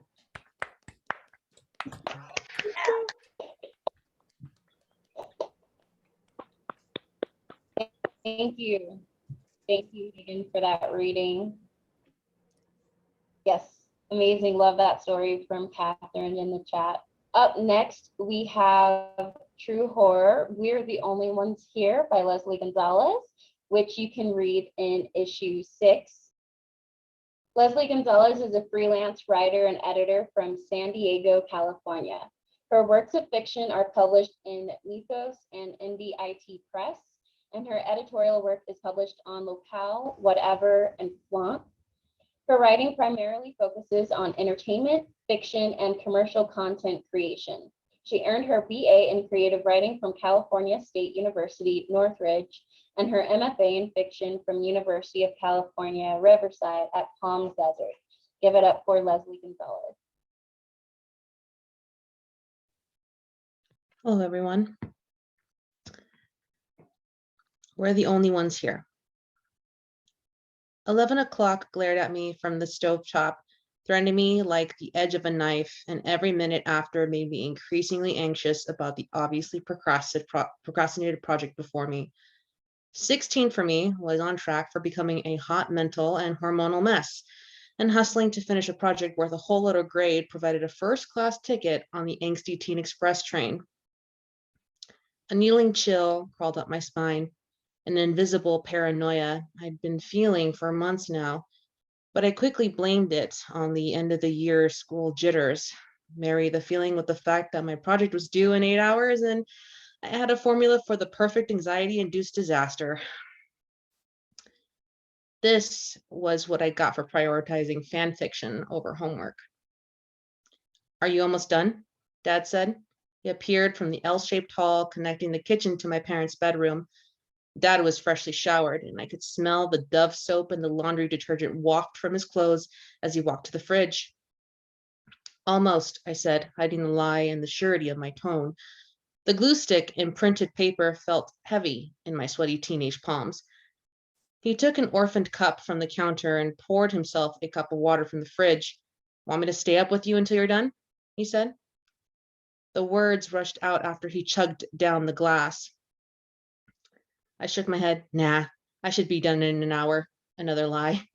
Cold panic surged through me. There was no way I was going to let Dad watch me flounder, so I downplayed it enough to convince him. Or Dad was just happy to crawl into bed. Don't stay up too late and turn off the lights when you're done. Okay, I said, and glued a cartoon bubble to my whiteboard. I heard my dad's footsteps disappear down the hall, and his bedroom door sighed against the carpet before tapping the door frame, leaving it slightly ajar. The relief was overwhelming, but brief. My project board was still mostly naked on the kitchen island counter. Construction paper shavings, markers, and abused kitchen scissors littered the surface like an arts and crafts massacre. I had a lot of work to do. The silence following my dad's disappearance made me uneasy. It was too quiet. So quiet that I couldn't hear my parents snoring or the passing of cars from the freeway 2 miles down the road. The only noise I heard was the sound of my own breathing and the droning of the AC. The up and downside of buying a newly developed house in the middle of nowhere was the unnerving silence. A slight pressure pressed against my shoulders and ran down my back like an uninvited hand on a woman's hip. There was that needling chill again. I rubbed the back of my neck. A thin weight rested there, the weight of a stare that I couldn't shake or couldn't quite place. It was the same gaze I would feel when I showered or lounged alone on my bed leering and unsettling. The sensation lingered and trailed over my arms like the whispering touch of fingers. Although my body was sweating from stress, goosebumps rose and lifted the hair on my arms. It's just your imagination, I thought with closed eyes. It's like what Mom said. We're the only ones in this house. There's nothing here. You're fine. No one is watching you. The house was nothing more than snaking pipes and ruinous concrete over leveled sand before we moved in. We made trips down the freeway, following eastbound traffic on the I-10 until we saw the Spotlight 29 Casino Tower, which stood on the boundary line between Indio and Coachella, just to see the construction site where our new home would stand. The housing development behind the casino was the foundation of a new city, conjured by a vision as attractive as a mirage. However, our new home was isolated. The city's only connection to the rest of the world was tethered by a single overpass. The house is new, I thought. Mom was right. I was just imagining things like haunted houses are for Gothic manors and decrepit castles, or the East Coast. Yeah, Scooby-Doo, Nancy Drew, and the Hardy Boys, horror movie stuff. Like Mom said, I just end up going crazy, and I'm not crazy. Mom's words became a repeated mantra, and I forced myself to work on my project. Eventually, I was hyper-focused, enough to stay on task. The eerie silence returned, but I hummed a song to myself since I couldn't play music while everyone was asleep. My eyes flickered to the stove clock again, 12:40. I bit my lip, peeling the skin until it bled. My tongue tasted salt and iron. I resisted the urge to go after my fingernails next, but failed. I took a seat on the island stool. The creak of wood groaned under my weight as I hunched over my work. That feeling of being watched was invasive. Somewhere down the hall, I heard someone shift in my parents' bedroom. It was paired with the faintest rise and fall of footsteps against their beige carpet, followed by the opening sigh of their bedroom door. Their steps were audible against the tile floors, a noted transition that signaled the end of my parents' bedroom and start of the hallway. It's probably Dad, I thought. I relaxed a fraction. I was relieved that, for a moment, the silence would be broken and the tension would be lifted with just seeing another human being, seeing my dad. I turned toward the hall, anticipating his body to appear around the corner. I was so sure. I believed it so strongly that when I saw someone who was not my dad standing at the end of the hall, my shock was amplified and instantly turned into primal fear. That is not Dad, I thought with panic. It was taller than Dad. The figure was broad-shouldered and heavier in presence.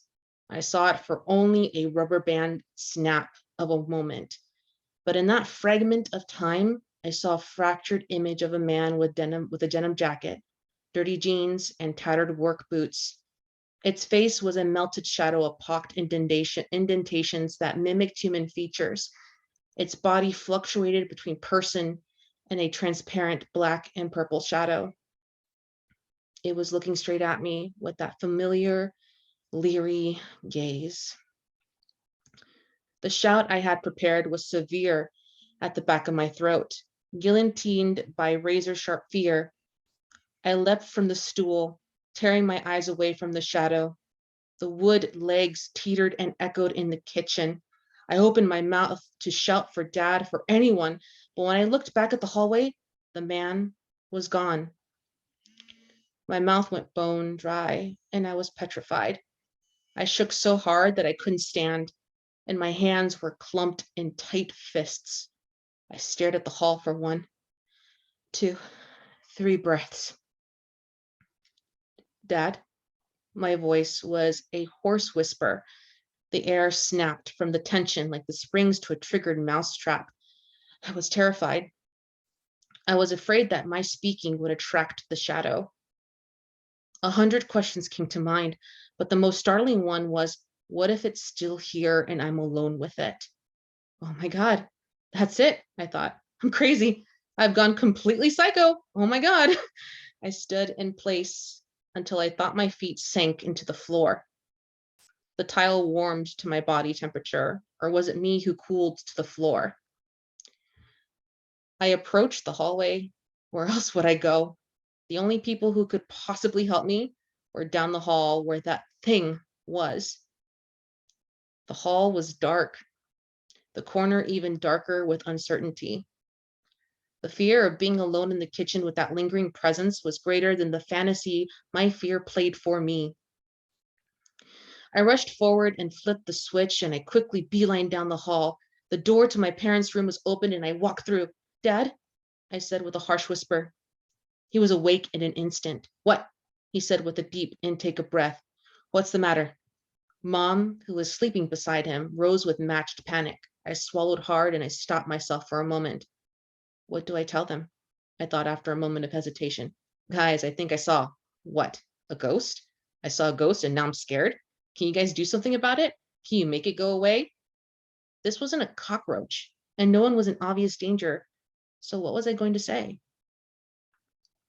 I glanced at my mom. I already knew her reaction. I anticipated the growl of irritation and the blooming anger of her impatience for waking her up in panic. I knew she'd just tell me that I was imagining things and to go to bed. I licked my lips and I tasted salt and iron and nothing. I forced my voice to be calm, tried to level it out. I looked to my dad and said, "Could you stay with me in the living room until I'm done with my project? I'm almost done."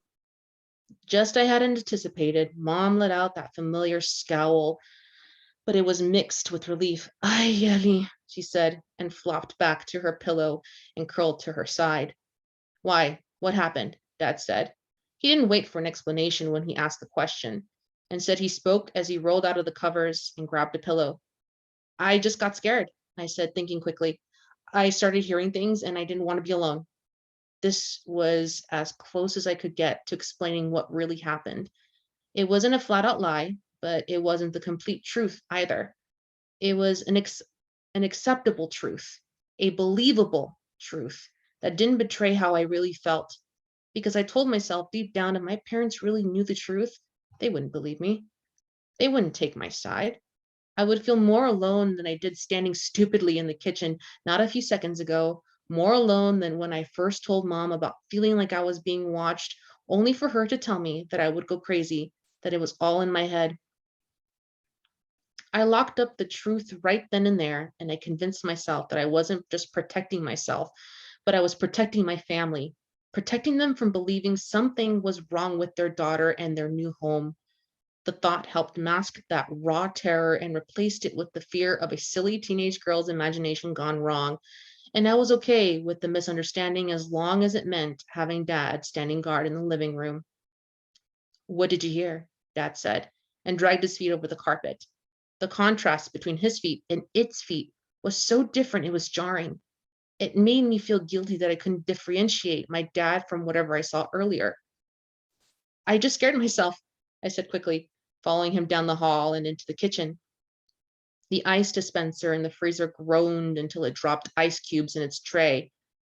I started thinking of something scary and I thought I heard something. It freaked me out. "I'm sorry. I'm so sorry." "It's okay," Dad said, and tossed the pillow to the end of the couch. "We all imagine things that aren't really there." I forced a smile. "You're right," I said, and straightened the stool back in place. The clock in the stovetop turned 1. The numbers, like the space around me, were cold, quiet, and empty. Dad nestled into the couch, and his soft snores came quick. My heart was still banging in my chest, and my mouth was still dry. I picked up my glue stick and a piece of paper with an unstable hand. I shivered, and I thought the weight of someone's gaze on my body. Or rather, I felt the weight of someone's gaze on my body. It made my skin rise to a slow, familiar crawl along my neck and my arms. I'm not crazy. We're the only ones here, I thought to myself. With everyone's eyes shut in the house, I looked at the hall again. The lights were off, but my eyes were wide open and waiting. Thank you. Amazing. And that's true, everybody. That's true horror. Yes, oh my goodness, thank you for that reading. And I want to just put into the chat a link for those of you who might not know where to find all of these fantastic stories, poems, narratives at kelpjournal.com. We have just a few more readers for the night, and I just want to thank you all again for being here. You know, AWP is happening this weekend, something we definitely wanted to be a part of, but in a world still gripped by uncertainty and, you know, with new variants going around, I'm really pleased we were able to do this in a way that made everyone feel comfortable. So with that being said, next we have a Family Map by Lindsay Jameson, which you can read in issue 3. Lindsay Jameson published her first novel, Beautiful Girl, with Paper Lantern Lit, the studio, now Glasstown Entertainment, under pen name Lita James. Jameson has sold or optioned screenplays and was a contributing writer on Jed Wintraub's feature film, The F Word. Her fiction and nonfiction have appeared in several online publications, including her short story, Family Map, in Kelp Journal. She received her MFA from UC Riverside and was the fiction editor of the Coachella Review. Give it up for Lindsay Jameson. Hi, everyone. Can you, okay, sorry. I'm cutting this in half. This is an excerpt. Okay, sorry. Don Julio Silver on the rocks, please, Hillary asked the bartender, who was already reaching for the squat, half-empty bottle. Through the hotel lobby's 3-story windows, palm trees wrapped with Christmas lights bent in the ocean wind. It was a nice hotel. One of the moms scored a deal, but the best part of this trip was that the game was until 3 the next day, which meant Hillary would gross 24 child-free hours. The shrine of bottles behind the bar blurred. Thanks, charge it to room number, I remember. He slid Hillary her glass. The bar was loud and crowded with lacrosse parents. The boys were staying with the coaches in a budget beach motel across town. A team snap alert flashed on Hillary's phone, which looked like 2 phones or a hologram of a phone because she'd hiked ocean cliffs and swam in the pool and hot tubbed, dehydrating herself. She'd also gone out for Mexican food, AKA tequila, with this party squad of team parents. The game has been pushed, Hillary announced, though everyone was reading the same alert. Oh no, she said to Cheryl, whose son was a year older than hers. I told my daughter she could come home at 5, but now we won't be home till at least 10. Seeing double, Hillary blinked. Thank God I took the liquor cabinet key. How old is she? Cheryl asked, eyelids drooping. 13. I have the key, but this is bad. Did you say 13? I told Mia she could have her friend over, that I'd be home around 8, but we won't now. She found an empty beer can hidden at the bottom of the recycling bin last week, and another behind Mia's bed she claimed was her friend's the week before that. Hillary held her phone screen up with the Team Snap alert open while she struggled to find her way back to her room. Hillary woke up in her clothes at 7 a.m. Her phone screen was blank, void of texts. She should be used to no one checking in or making sure she'd made it back to her room, hadn't drowned in the pool or fallen off the steep cliff edge she'd hiked. She checked the Life 360 app. Mia was still at Vivian's house in the Hollywood Hills, asleep at this hour for sure, safe. Aiden was a block from the ocean, sharing a room with 3 teammates, smelly, Hillary imagined, and cramped. She zoomed all the way into Google Earth's still ocean waves. Rick wasn't included, even when she widened the map all the way to Canada. Ever since the map caught him lying, he'd refused to be tracked. So Hillary's family map, titled Donovan's, included 3 little thumbnail photos, not 4. 5 hours of sleep were not enough, not after all that tequila, but Hillary was too hungry to try for more. So she ordered fried eggs and toast and hash browns and turned on the TV. She checked Team Snap, hoping something had changed, but the game was still scheduled for 7 p.m. She did the math in her head.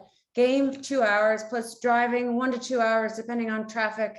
Shit. Still, the eggs worked. She fell back to sleep with the TV off, the shades drawn and the AC humming. When she woke, Hillary called Mia. Mommy. Mia was crying. What's wrong, baby? Luke broke up with me. Oh, Mia, sweetie, I'm sorry. Hillary sat up. She saw herself in the black TV screen, her messy blonde hair, her bent arm. He doesn't deserve me, Mia cried. No, he doesn't. Hillary listened to her daughter sob over 100 miles away at a friend's house in the hills. She couldn't hold her or kiss her. She'd never been inside Vivian's house, so all she could picture was her daughter's cheeks sticky with tears. Off the phone, Hillary could have taken another hike. She could have worked, but she did neither. She tried to read on the balcony overlooking the pool and the golf course and the Pacific beyond, but she managed only one page. Her eyes hurt too much. Thinking about Mia hurt too much. So she got back in bed and triple screened, Words with Friends on her phone, Twitter on her computer, cooking shows on TV. She called for a late checkout and stayed in bed till 1, then took a long shower and walked around naked and snacked on the cashews she'd packed. On the Life 360 map, Aiden was on the move. If she could see the whole team, they'd be scrunched together, 35 little faces on the team bus. They headed 20 miles north and were again near the surf, maybe stopping at a diner to eat or at the beach for one final swim, digging holes in the sand like kids do, even when they're 16. Mia's little face moved only a fraction of an inch from Vivian's bedroom to the kitchen, maybe. Hillary texted, "Hi, how's it going?" Mia, "Better, he's a dick." Hillary, "Total dick." Mia, "I'm over it." Hillary, "That's great, but it's okay if it hurts." Mia, "Fuck that duck face." Asterisk, fuck face. Hillary, "Sometimes it hurts more than you expect." Mia, "I hate him. He can fuck himself." Hillary, "Okay, but sometimes it takes a while." Mia, "Gotta go." Hillary, "KK, I think we might be home a little later than 5. Mia, "When?" Hillary, "Dunno, we'll update." Mia, 8? Hillary, "We'll let you know." Mia, "KK, I love you." Hillary, "I love you too." The high school the boys were playing was north of Del Mar, closer to home in LA. After searching for a parking lot near the field, Hillary grabbed her Xavier Stadium chair, water bottle, and her bag of extra layers, puffer jacket, blanket, wool hat, and started toward distant stadium lights. The sun was dropping, reddening the terracotta roofed buildings, turning the green lawns gold. "We missed you at Jimmy O's," Kyle's dad said, catching up to her. Hillary had skipped the parent pregame session, though it had been posted on TeamSnap. She had to drive home, so she couldn't drink. What was the point? And Aiden was one of the only 3 sophomores on the team, so these parents weren't her people. Most of their sons were seniors. After this season, she'd probably never see them again. So when she arrived at the field, she wasn't already with a group and didn't have a natural place to sit or another single mom or a BFF. Not wanting to be rude, she followed Kyle's dad down into the stadium, where he was claimed by a senior parent clique. Hillary shuffled to a lower bench alone, set up her chair near the 30-yard line, wedged her bag beside her, and took pictures of the new turf field and the sun setting across the waxy palm fronds, their dangling tips shimmering in the slanty rays like tinsel. Hashtag LaxMom, hashtag SoCal Sunset, hashtag Go Cubs. A text arrived from Mia. "When are you coming home?" Hillary, "Game about to start." Mia, "But what time?" Hillary, "We'll text." Mia, "KK, shit," Hillary said, talking to herself in public again. Shit. Then the stress of the game began. The whole first half of the season, Aiden had barely gotten any field time. So even if the team was winning, especially if the team was winning by several goals, watching him on the sidelines made the win feel like a loss. "Go Aiden," she yelled when he ran onto the field 4 minutes into the first quarter. "Come on." He was playing because a junior was concussed at the game the day before, and after the ambulance had taken him away, Aiden had scored a goal. Now the concussed boy was on the bench wearing sunglasses and a bucket hat. His father had shown the picture of the hit at dinner, right to the face. So brutal, Hillary winced. But it meant Aiden was on the field with seniors who'd won the state championship the year before. "Don't drop it. Watch out for that deep hole. Go Aiden, go Aiden," when they passed him the ball. Mia texted again. "When?" Hillary, "Still at game. We'll text on way home." "Come on," Hillary yelled when Aiden caught the ball. The game was close. Xavier was up by 3, then only 2, then only 1, then tied. Then up, then tied, then down. Come on," Hillary said. Dads yelled, "Hit them in the fucking hands, run, for fuck's sake," when a ball was dropped. With the stadium filled, Hillary was surrounded by the loudest dads. It was contagious. When they tied the game again at halftime, Hillary jumped to her feet and cheered and hollered and catcalled. 2 dads leaned in for double high fives that stung her hands. At halftime, Hillary checked the map. She and Aiden canceled each other out somewhere south of Orange County. Mia was alone in their house in the Hollywood Flats. Hillary zoomed in as if she could see through the roof and wished she had cameras in every room. At the start of the second half, Xavier scored again, up 1. "We need another," a dad yelled. Aiden had the ball. "Oh my God." He passed it around. "Good boy," Hillary muttered. When it returned to him, he passed it again, but that player passed it back instead of around the net. And Aiden shot. All the loud dads Hillary was sitting with jumped. She didn't have the nerve to move away from them during halftime. She was afraid to slight the fucking fuck squad. Oh my God, Aiden, Aiden, Aiden. Over the loudspeakers, the announcer boomed, "Goal for Xavier, scored by midfielder Aiden Donovan," drawing out his name like this was the big time. A dad of a senior who was headed to Yale in the fall shouted up to her from the sidelines, "Thank you for giving birth to that boy." She pulled out her phone to text Rick. Aiden just scored a beauty. It was 11 p.m. in Toronto, but it was Thursday, so she figured he was on set. When he was still on the map, Hillary could see if he was in his hotel, and if he was, she could call. If not, it wasn't worth bothering him at work. It would just go to voicemail, or he would answer rolling, as if she should have known. But through the map, after a few weeks on location, she'd get a sense of his schedule, where he lived, the main sets, his weekend routine. Maybe she was stalking. But holding that phone, zooming in on an image that was probably over a year old, made her less lonely. Like they were together, at least a family on the map. Then one Saturday night a year ago, or was it 2? She'd been out with her friends, and even though it was 3 hours later in Georgia and already midnight in LA, she wanted to say hi. So she checked to see if Rick was awake. When she saw he wasn't in his little roadside motel, she called. "Hello?" He picked up after 3 rings. "Hi, where are you?" "Asleep." "No, you're not. I can see you on the map." The line went dead, and she watched his little face sneak out of the crowded city onto dark country roads and back to his motel. She couldn't see if he was in his car or if someone was in it with him, but he wasn't asleep. He was at a downtown Atlanta hotel instead, with an address easily searched, to which the app gave directions: 1 day, 6 hours, 2180 miles. More searches and digging and hacking found a name and a face and phone number. The brassy producer of the TV movie he was shooting, 2 years younger than Hillary, a brunette who managed to show cleavage in every post. Hillary should have kicked Rick out, but she took him back. And when he removed himself from the map, she acquiesced. He replied to her text. "Rick, I saw the goal on the Twitter feed. Was it a good shot?" Hillary, "It was beautiful." Rick, "Who had the assist?" Hillary, "I don't remember." Rick, "Who fed him the ball?" Hillary, "I know what an assist is." Rick, "Was it an outside shot?" Hillary, "Yeah, time and room." She put away her phone to watch her son collect high fives and butt slaps and attaboys. Though she couldn't see through his face mask, she was sure he was smiling a huge smile. Xavier won the game by 3 goals, one of which was scored by her son after a season on the bench. It was chilly out, but while watching the boys shake hands with the defeated team, Hillary was warm. "Your son," said the dad who thanked her for giving birth on the way out. It wasn't even 9 p.m. when Hillary and Aiden, whose gear bag steamed the window with stink, hit the road. Waze predicted a 10:30 p.m. arrival, better than she'd expected. Maybe everything would be okay. Hillary texted Mia, "On our way home." "That was some goal. You must be stoked," Hillary said to Aiden when she merged onto the 5. "You should have seen the one against San Clemente yesterday." "I wish I'd been there. Sounds like you had a great trip." He told her about the teammates he'd bunked with and the big waves he body surfed and the Padres game. "Coaches got hammered," he said. She told him about the beautiful hike and the nice hotel and the funny parents at the bar. "Yeah, that dude cracks me up," Aiden said about one of the dads. "A vegan who loves guns, that's a new one." She and Aiden had been traveling to games together for years. The rides home weren't always this pleasant. Aiden wasn't always calm and content. Neither was Hillary, though it wasn't her game and she knew better than to criticize, but she'd done it, badgered her own son for playing but not scoring, or for dropping the damn ball, as if she could cradle a ball in that basket and run down the field. Rick always wanted a play-by-play better than the Twitter feed. He wanted to know if it was a trash goal or lucky or scored on lame D. Was Aiden playing lazy? Did he look fast? And if he took a hit, did he get up quickly or did he go down? "Kid's got a glass jaw," Rick once accused.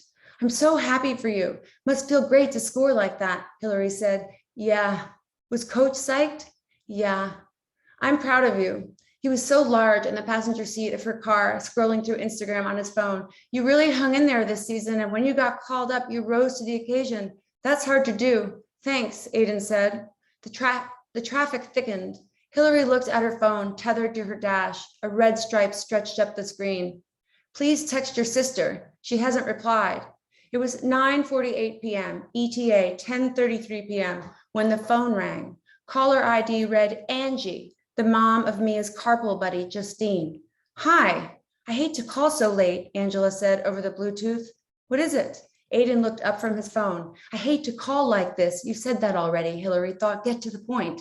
Justine was on the phone with Mia and I could hear them through the door. Please don't tell Mia, Justine told me. She'll be so mad. Okay. Mia sounded really drunk. Okay, Hillary said. She glanced at her screen as if she could see Angie's face and the door through which she'd heard Mia crying, and Mia with a bottle in her hand. Do you want me to go to her house and check? Angie asked. Not yet, Hillary said, reading Waze. We'll be home in 35 minutes. I can go over there. She's with a friend, I think. Yeah, she is. I have to just process this for a minute. I'll call if we get stuck. Thank you for letting me know. Of course, sorry to, no, thank you, really. Angela cut out and the music came back on in the car, loud and upbeat. Hillary shut it off. Look at her account now, she ordered Aiden, but he was already there. He showed her the video Mia had posted on her story. What did I do? Mia cried. Why did he stop loving me? Hillary watched for a second, taking her eyes off the road. Her daughter's bedroom wall, the windows open, the ficus tree leaves poking through. Why? Mia cried off screen. Why? Oh my God, Hillary said. She called Mia via Bluetooth, but it went straight to voicemail. Can you get that off of there? She asked Aiden. I don't know her password, he said. Hack it. Come on, you've got to hack in there and take that down. All of Mia's friends were probably watching now, reporting drunk Mia to their moms. Hillary swerved into the fast lane and leaned into the steering wheel, but there was too much traffic. Lane switching wouldn't get them there faster, and if they were in an accident, she couldn't let herself consider that possibility. Waze added 2 minutes to their ETA. Why can't you get that off the internet? She said. It's Snapchat. It's already gone. Fuck. She dialed Mia again, though she knew it wouldn't ring. And again, Mom, stop, Aiden said. I locked all the liquor. What the hell? I don't know. He shrugged. That's half of it. So for the rest of it, you'll have to go to Kelp and read what happens to the girls in the house, because that was my time limit. Thank you so much. Thank you. Yes, and I just want to let everyone know also that Lindsay is one of our fiction editors over at Kelp. So thank you, Lindsay. Thank you. Yes, thank you. And again, that link is in the chat. I'll send it out again before the end of tonight. Up next, we have Mark A. Lark's True Horror Haunted, which you can read in issue 2 of Kelp Journal. Mark A. Larks is an award-winning news writer who also writes fiction, nonfiction, and screenplays. Since 2018, Mark has been a research assistant and responsible for all social media content for The Mike Harvey Show, a nationally syndicated all-request live radio program. He was a contributor to and a copy editor for The Collegian at San Joaquin Delta College. He hosted his own radio show on KWDC 93.5 FM in Stockton, where he still contributes on the station's weekly movie talk program.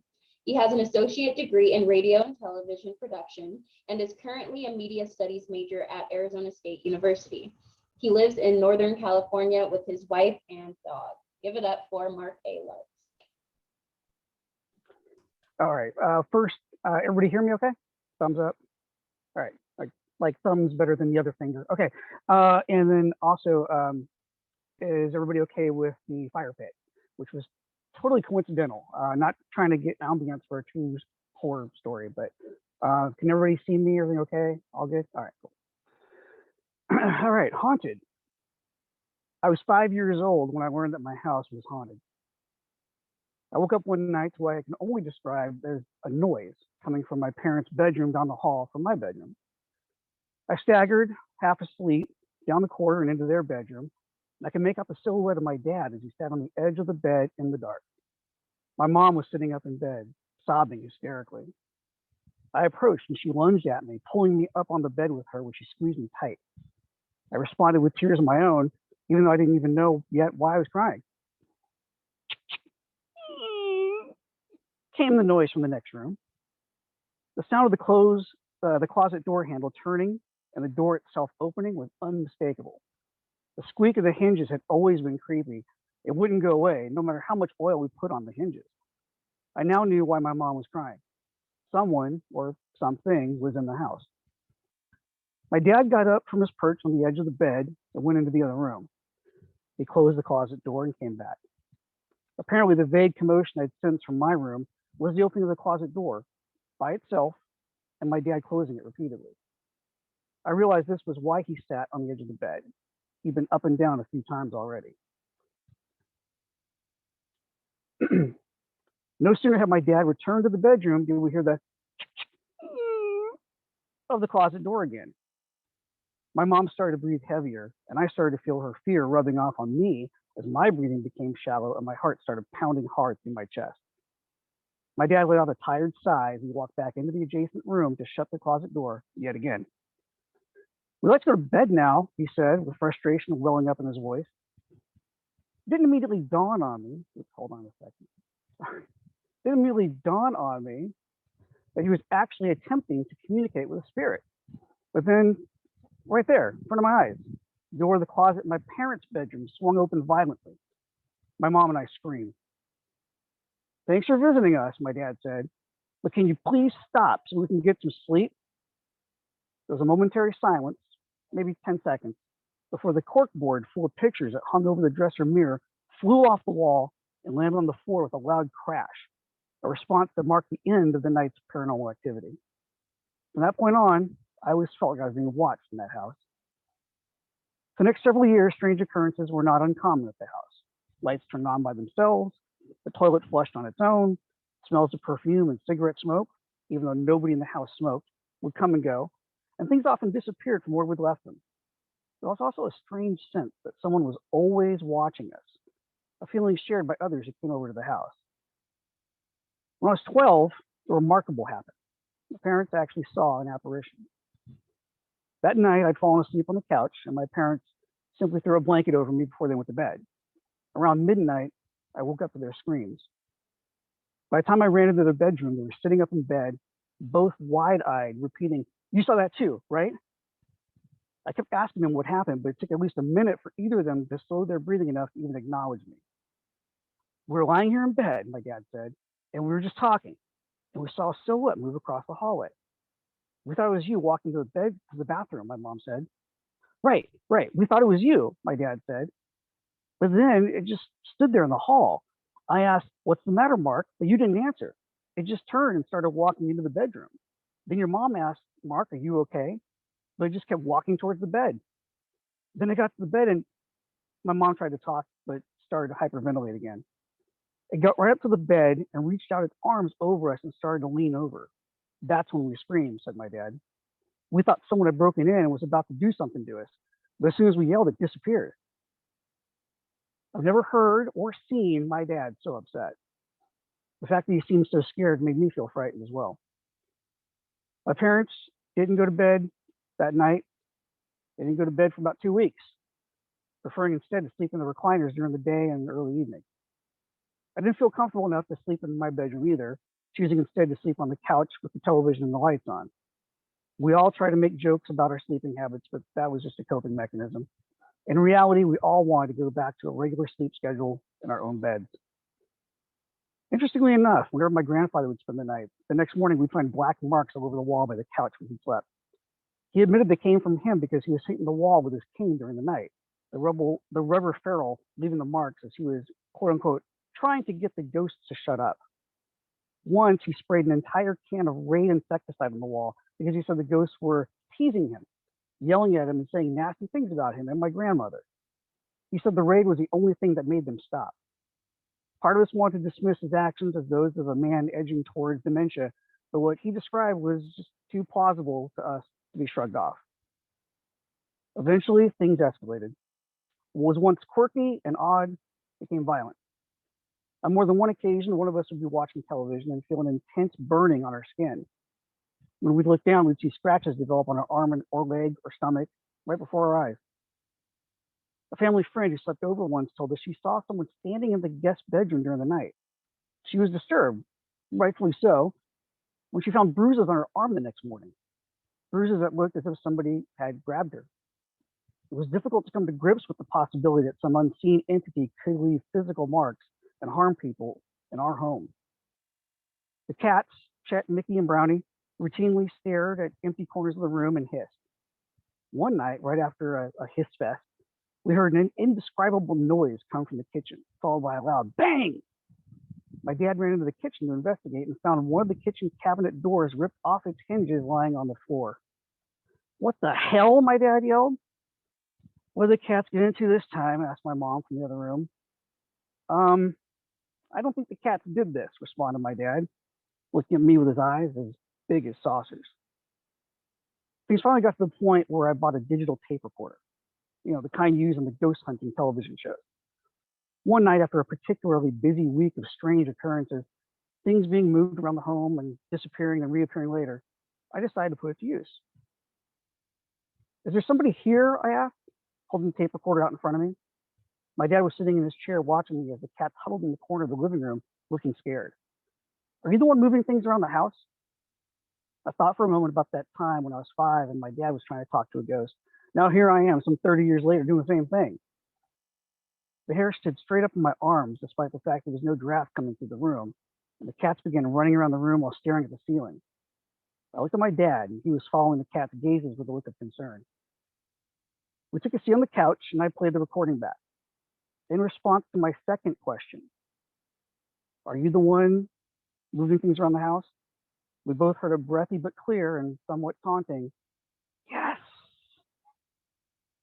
We called my mom in and played the recording for her, not telling her what to listen for. Her eyes widened as she heard the disembodied male voice respond as well. Did that thing say yes? She asked, backing away from the tape recorder.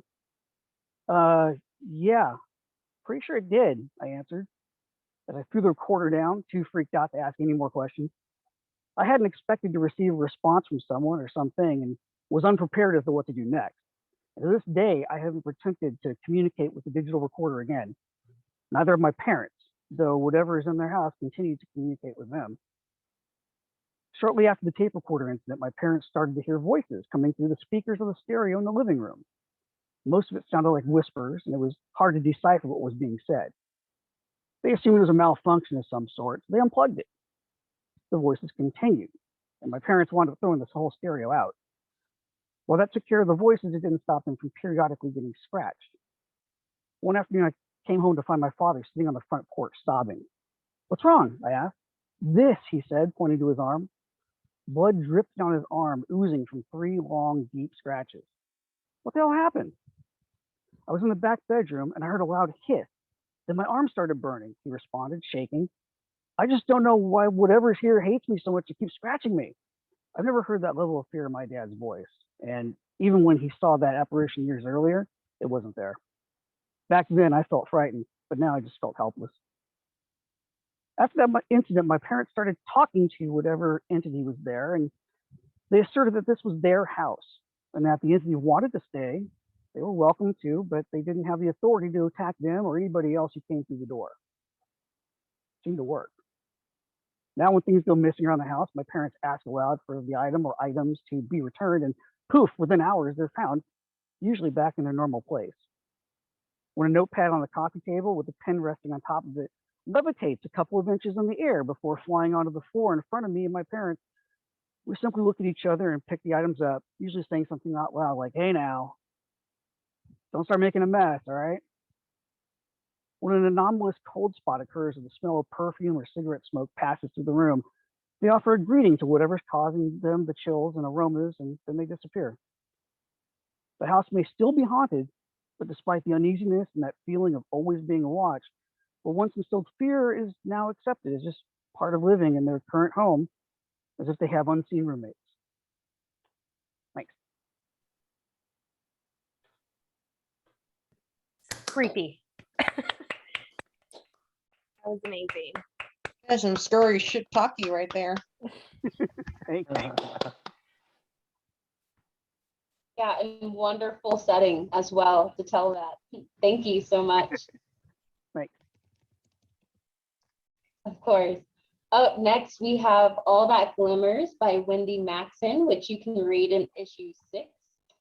Wendy Maxon is a teacher in California who has published stories in Jersey Devil Press, Tales from the Moonlit Path, City, River, Tree, and The Writing Disorder. In June 2020, she received her MFA in creative writing at the University of California, Riverside, Palm Desert. She appreciates satire and cultural subversion and loves to design wacky school field trips. Please join me in welcoming Wendy Maxon. Hi, everybody. All right, I too am going to be reading the first half of my story. Sarah used to love the pastel seascape she'd painted on her curbside mailbox, but today its red plastic flag beckoned like a crooked finger commanding her to open. She felt sick knowing what awaited her inside, reminders that she risked losing the house and everything in it. She could avoid the mail and retreat indoors, barricading herself under the tattered blankets on the futon. But the longer she stalled, the likelier they'd take both the house and her, cuffed with a gun jammed to her temple. Sarah pulled the mailbox handle, but by now the piece of shit was so overstuffed the door was stuck. She grimaced in disgust and bashed her forearm against the top. The door broke off and clattered to the ground. She blanched. The pile of pink and yellow envelopes hunched like a sniper in a crawl space. The notice to vacate nauseated her even more than the final. She hadn't sold a painting in months, and her safety net had vanished, along with 13 pounds from her already small frame. She didn't need to open the bloated envelopes to guess how few the days she had left were. When the phone rang, she groaned. Hal was coming, bringing leftovers from some fancy restaurant, which she loathed wanting but was too hungry to reject. Of the two of them, she'd always been the gutsier twin. But he'd get the last laugh today if he saw her exposed mailbox. He'd brandish each repo notice one by one, unable to suppress that $1 million grin. She couldn't risk him seeing them. Her forearm was sore from smashing the aluminum, but she was too durable to let injuries get her down. She'd spent years roughhousing on playgrounds and 8 months firing clay at the Denver Arts Institute. She knew scars.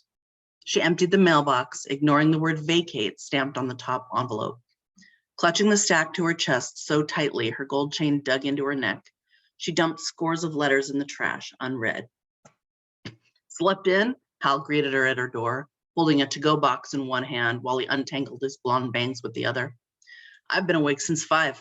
After that much steak, I needed a lift bad. Glad you're taking this away. She didn't look at him, just led him through the entryway while her hallway lamp dimmed and flickered. Thanks, not everyone can afford the gym. He followed her to the walk-in closet she'd painted blue and converted into a studio. She bristled. Supplies were one thing, but having Hal in her safe space when she was creating felt weird, and she'd looked forward to crafting this piece all week. He blocked too much of the light. Hal pointed to a canvas layered with blue puddles. I thought you gave up on the Ocean series because they didn't sell. Sarah snatched a threadbare blanket from the futon and draped it over the canvas so he couldn't see. After graduation, she'd been so successful, selling 3 watercolors and working her butt off to broker that 4th. Long nights, bottomless coffee, and minimal spending had earned her enough for the down payment on the house, her sanctuary. When she signed the final paperwork, she felt free, but not complete. She was still a twin, no matter how strained their relationship. Her remaining profit from her 4th sale hadn't been much, but she'd stuffed it into an envelope and gifted it to Hal as payment toward his law school loan. He'd hugged her, graduated, and bought a place 10 times nicer. Turning away from him, Sarah collected several tubes of paint and squeezed small amounts into the plastic cups beside the large blank canvas on the floor. She gathered her blonde curls into a ponytail, squatted, and dunked her hands in the yellow paint. Pressing her stained palms onto the backdrop, she swiped lacquer from one side of the canvas to the other, hues transforming into eggs, flowers, dunes, and billowing sails. Her pendant, a long gold pillar bar, dangled from its chain, cutting lines and contours into the paint. Occasionally, Sarah dipped the inverted pendant into cups of red semi-gloss. Acetone fumes burned her throat when the charm dripped scarlet globules from edge to edge. While Sarah zigzagged across her canvas, the overhead lights sputtered. You should get someone to look at your wiring, Hal said. I'll be fine. She would, she told herself, as long as she could steer clear of the hellhole they had grown up in. Sarah stood back up. The pendant left a red lash against her sleeve. Hal pointed to her necklace. I can't believe you're still wearing that. He'd given it to her 2 years before in the hospital parking lot, that awful day. Was this from you? I don't remember, but of course she did. Oh, I'm not surprised you threw up the whole way home. Her belly twinged as it still did on occasion. It's just a paintbrush now. No big deal. I didn't need your trinkets or your pity. But that guy was such an asshole, right? Leaving you there to go get baby back ribs? Sarah's heart pounded as fast as it had the day Joe dropped her off at that outpatient clinic, insisting he needed a McRib and wouldn't be long. Or maybe as fast as it had 4 weeks prior, while she sat on the toilet, holding the purple stick with the plus sign, head swirling, scared but also ecstatic, because she could finally have a child to love her, one who would know what her sculptures meant because he or she had been their inspiration all along. But then she remembered her dwindling bank account and the video game console Joe spent hours on each day, and his malicious laugh, and the deep fish-shaped dent in the door of his food truck, which he swore wasn't his fault. When the truck's noxious jingle rang outside Sarah's apartment, she could feel cool porcelain beneath her and lukewarm tears pool above her cheeks. Her split second of possibility vanished. She grabbed her cell phone to schedule the abortion. You didn't have to help me. Well, you're my sister. You were scared and sick and had been through hell. I never told mom and dad about the pregnancy either, because I knew you couldn't bear to hear that you'd screwed up again, even if it was true. Her ears and face burned. You're lucky you've got talent.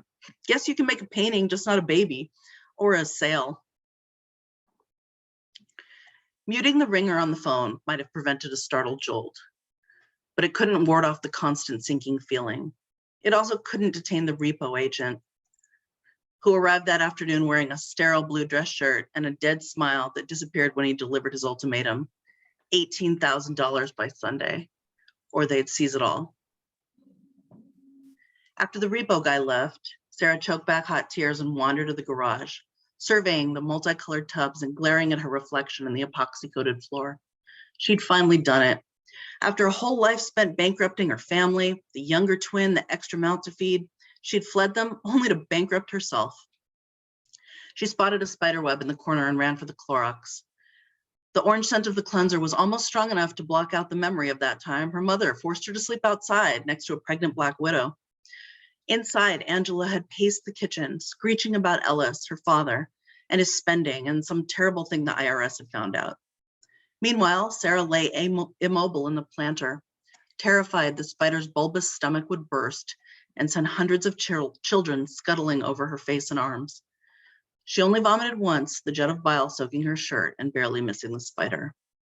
The next day, Sarah dragged herself inside, red-eyed and dehydrated, fingering the wet patch on her collar. Ellis ignored her, and Angela marched back outside and bashed the Black Widow with a rusty shovel, exterminating each baby with abandon. If Sarah didn't do something immediately to save her house, she'd be back in the dirt with the other pests. The idea hit her like a sledgehammer. Art alone might not save her house, but a steep ransom for the Golden Boy would.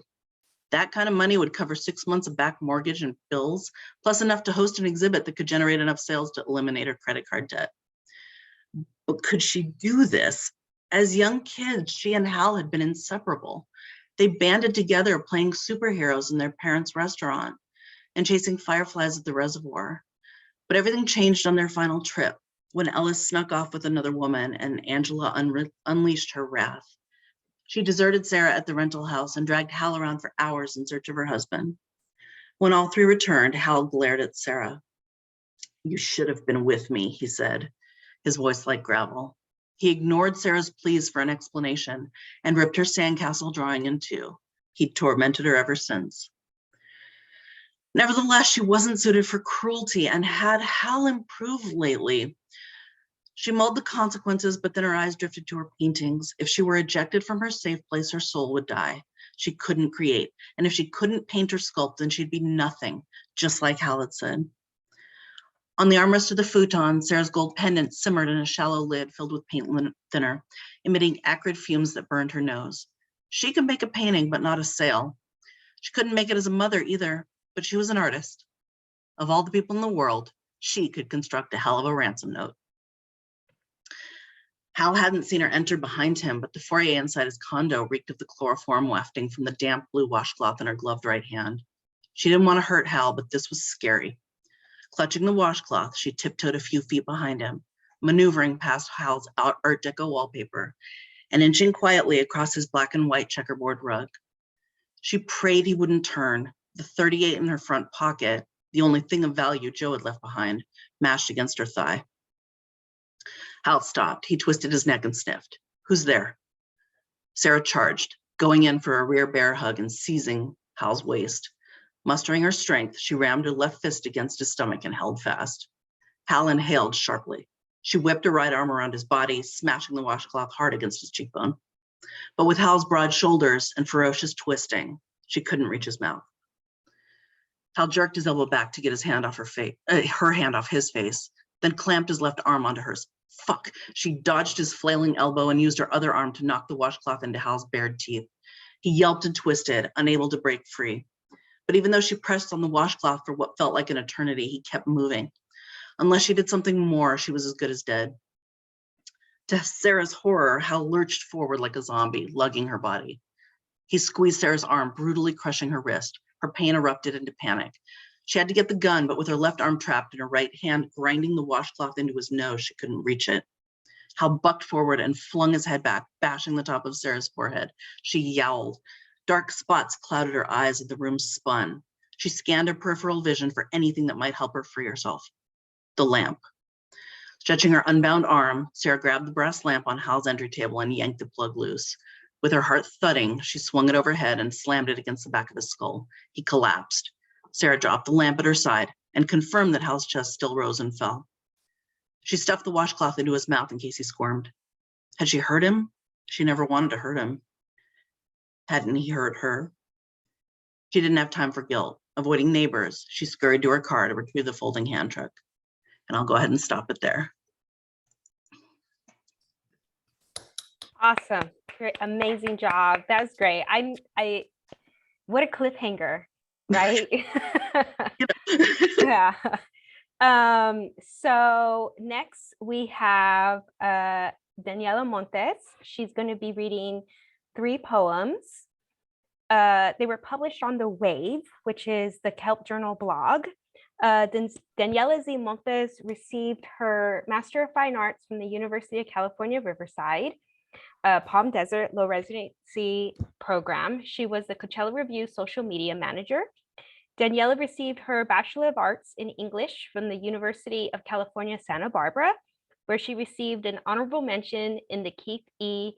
Vineyard Honorary Scholarship Short Story Contest. So welcome, Daniela. Thank you. Hi, everyone. You guys' stories are also great. Okay. So my first poem is called Kokosochi, which means dahlia. Grown from tubular bulbs to be eaten to treat epilepsy, their long hollow stems used as water pipes. Only their beauty was coveted. The seeds were taken, cultivated in a foreign land across a wide sea. They crossed and bred the flowers, exploding colors, complex petals, and bigger blooms. They are mixed now, different, yet somehow the same. Never will they return to their original form. So they are torn between what they were and what they are now. Yet even now that they are spread around the world, dahlias are Mexico's national flower. Okay. The second one is called nopal, or cactus. She's covered in prickles and spines. Of course, she has to be after their lies. She decides to give up on being just a hookup.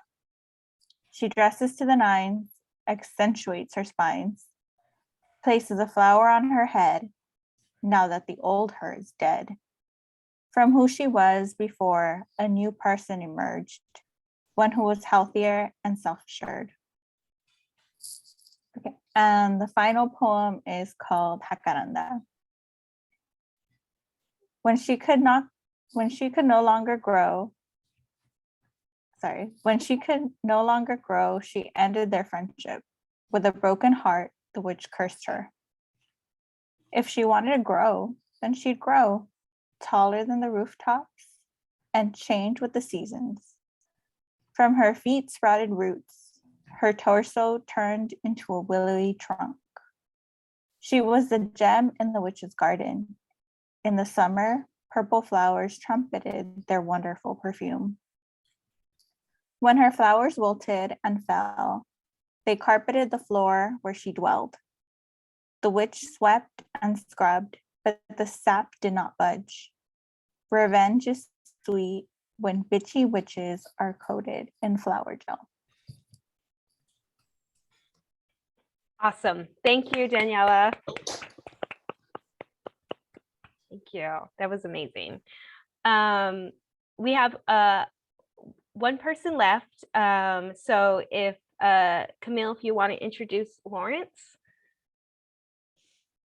Yes. Our reader closing us out tonight is Lawrence Wilson, who will be bringing us 4 poems, which you can read in issue 6. Lawrence Wilson is a newspaper editor and columnist in Southern California. And without further ado, Lawrence Wilson. Oh, thank you so much. It's so nice to be with you all. I think I will subject you to precisely half the 4 poems, 2 poems. So these poems are from my a chapbook I have called 20 Surf Poems and a Song of Despair that may resonate with you Neruda fans. I've had a lot of fun writing poems about surfing, and my friends who are in a gang they jump me into called Poets in Distress say shut up and read the poem. So I should do that. But all 20 poems are about places that I surf or that I have surfed. And so I'm just going to read 2 of them, as I say. So Waikiki is a place that people who never surf anyplace else might surf once from a hotel. And that's my first poem, is Waikiki. Beach Boys really surf, unlike the Beach Boys who sing. Rabbit is old and white-haired. He surfs, rents boards to tourists at Waikiki. He pushes the girls into their first one on an 11-foot waterlogged soft top that has buoyed thousands down the years. The Waikiki wave is a figure of fun, too beautiful and pointless for some, but outside it's often worth the paddle, and inside the bikinis form a beguiling view, receding from Rabbit's eye, the perfect V, and beneath the ocean bottom.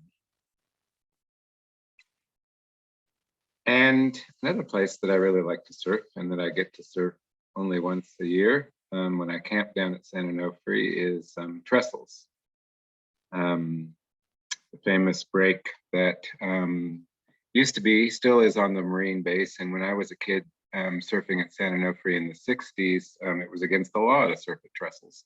And you could get arrested by the Marines, and many people did.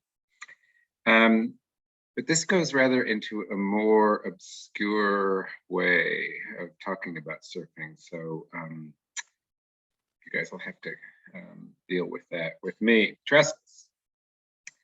Every day without a net, they accompany fishermen working the same waters, bodhisattvas with 33 forms, seeing the reflections of the moon on the surface of the sea, a broken mirror when the wind is on it, past the raised train tracks, removing all worldly concerns, monks who keep themselves warm, burning statues of the Buddha, since if the Buddha is within, there's no reason not to use them to stoke the fire. One of the ways to meditate is to imagine what the wave will look like. Open your eyes. Even the common people receive spiritual enlightenment in the Zen tradition. The daughter of an abbot listens. She dies just before the father, caring for him in the afterlife. While you may look to be in seated meditation, you are poised to leap upon the board like the blind man who still carries a lantern. Thank you so much for all of your readings tonight and for having me in as well to finish us off. I'm glad to see the people in Ireland have gone to sleep, so I hope they're gone to bed. It's 3 o'clock in the morning now. I'm gonna head to Ireland for Bloomsday this June. It's the 100th Bloomsday. So I recommend that you all join me in Dublin. Awesome. Doomsday. I've done that before. Yeah. Yeah. Who said, was that Gary who said he'll be there? Yeah, No. sorry, we both are saying yes. Super. That was Lindsay, I think, who said she's gonna be. Oh, nope, never mind. She says don't do it. Yes. So if before everybody can go off, if you want to be on the group photo, because then I'm going to email this to everybody so you can post it on your social media if you want. Go ahead and turn on your cameras. And if you just want to stay on with your name, that's cool too. So I'm going to just count down 1, 2, 3. Thank you. I'm gonna just hold on a second. Let me make sure that photo took, because I don't trust photos. Let me see. Thanks everybody for giving. Just hold on a second. Let me check it out. Oh yeah, there we go. The photo's there. So thank you everyone. I'll email this photo out to everyone once we get the recording up on YouTube. That'll be sent out to you as well. Any last words, Camille? No, just thank you for coming to our inaugural reading, and yeah, I'm very excited for the future of our readings. Thank you. Thank you. Thank you, Camille It and was Ashley. great. Thank you. Thank you. And Maria. Thanks everyone. See Yeah, you adios, online. See some of you tomorrow. Okay. Bye. Bye. Bye. Bye. Take care, everybody. I'm just gonna chill out here until everyone's gone. Bye. And then there's me awkwardly trying to figure out how to turn this shit off.